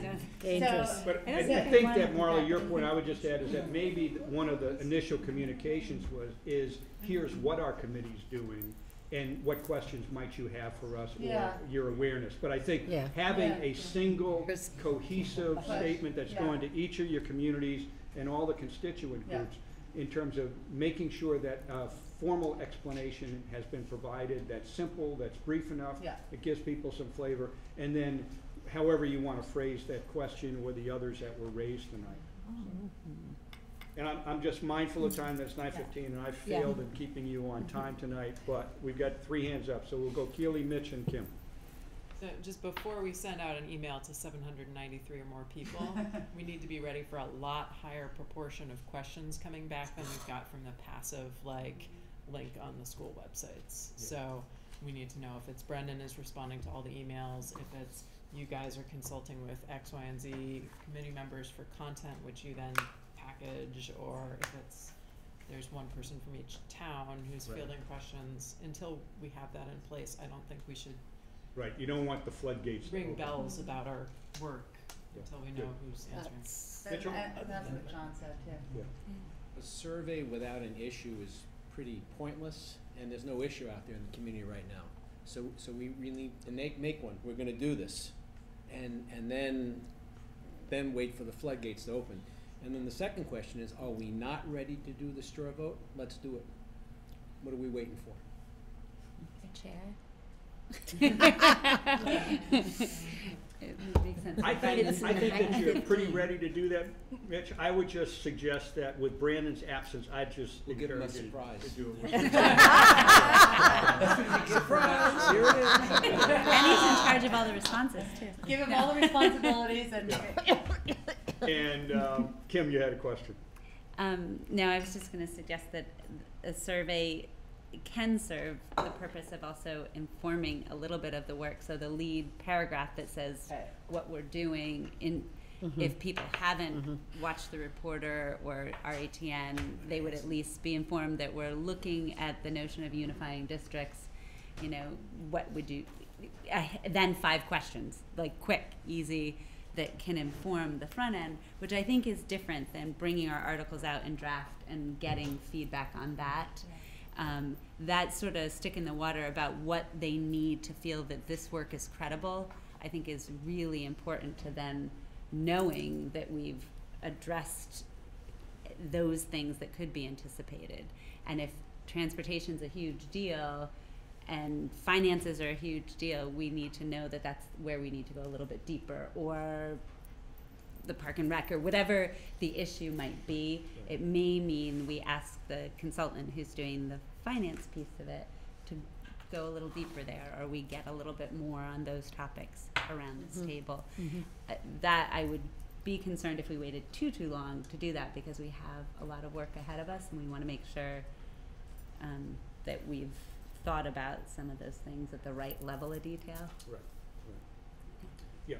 Couldn't we get a quick look at what the public is going to ask us to key on by just asking ourselves? I've been doing this for a few weeks now. Yeah. I have 5 questions that I'd like to see answered, and if you poll everybody here, you're gonna get a lot of the same 5 questions. I would agree with But that. then you have a list.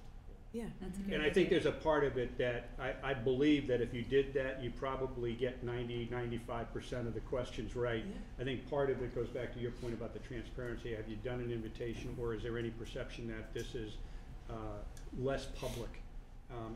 But I think that your point's a good one. Maybe that's our homework. I leave tonight's meeting with the knowledge that the gentlemen that were here today said they didn't use a survey. And I feel like having a survey will open up a can of worms that I just think it's, like Robert said, if, we already know what the big issues are: choice, busing, whatever else we've already discussed. But we haven't even had this discussion. We're like, I feel like, we have an elephant that we need to discuss, but we haven't. So to go now discuss it with the public for the sake of transparency, which is, a term that's being used very frequent in society now, which doesn't really mean anything. I think we need to know where we are before we could even make that statement to anybody else. And the survey, I'm so I feel we should educate the public, but first we need to come to a conclusion, then we'll throw it out there, whatever it is that we conclude. And I don't know. I'm scared of this survey. Yeah, I am too. Well, I think it would be good for us to come in next week and kind of clarify what we want to do in terms of the community engagement piece. I think come in, be prepared to do a straw vote in terms of where you want to go. And I think come in and be prepared for what questions you want to have answered that have not yet been answered. And I think we've got a good compilation of those that have continued to grow in your feedback, which brings me right back to your 1 minute right again. So again, the same thing in terms of the aftermath of this meeting. If you could give some feedback, identify whatever other questions you want that are newer after tonight's presentation. I'm hopeful that what John and Michael were able to present provided some further context and some good information for you about both process and substance. And I hope that the communication piece is also helpful, because it's clearly going to be a key part of how you go forward with this. But your point is an important one, that the group really kind of needs to come to terms about where are you at this point in time. And we can work on the agenda going further. As I mentioned, we'll have more finance information by the beginning of June, which is only 2 meetings away. And we'll work on finalizing an agenda for next week that will keep you filled for the 2-hour spot. Yes. That's another point. I feel like we have, during these 2 months, 4 weeks where we don't meet, and I feel as though, like, we're not moving forward fast enough. Yeah. Well, and I think if people have the want to try to add meeting times because of the timeline concerns, we can do that. I think part of it was just trying to work out around schedules of board meetings and everything else that's going on. So you do, it's slower in traction. I can guarantee you that if you choose to move forward with the articles and moving forward, you're going to be busy on a pretty regular basis from that point on. And I think that you should have gotten that from Michael tonight in terms of, well, maybe not from Michael, but John's acknowledgement of Michael's term. If we start to do work in like subcommittees, like there's a communications, people coming from this committee and working with your committee, or we're dividing up to write articles, how is that affected by like open meetings regulations? Like if we meet in like 4 groups of 4, do we have to have all of those in public places? I would say technically those would all need to be posted and properly warned, because you're really still a subset of a legal and public body. So any of your subcommittee work would just need to be publicly warned. Linda. Could we agree to end the meeting now and come in next week, everybody, with an idea of what we do next? What's the next important thing to do? And have a set time of maybe 20 minutes or half an hour to decide amongst ourselves what's the next step we're going to take, and not let it go on all evening, and then go from there.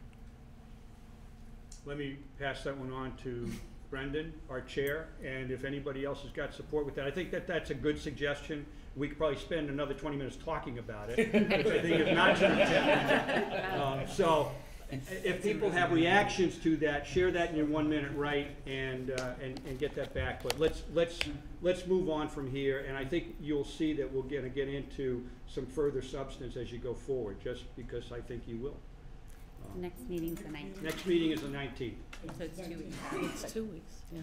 So the next meeting's 2 weeks out, and the only thing I'll say is that they spent 11 months on the part that we're doing right now, before they even had articles to bring to the community for their engagement. So we were definitely ambitious. We shouldn't be beating ourselves up that we're not quite there yet. They had studied a couple years before, and it took them 11 months to get to the study. So not to have more meetings, just saying. All right, is there a motion to adjourn? Yes. All right, thank you very much. Second. All right, all in favor? Aye. See you in 2 weeks. Thank you very much.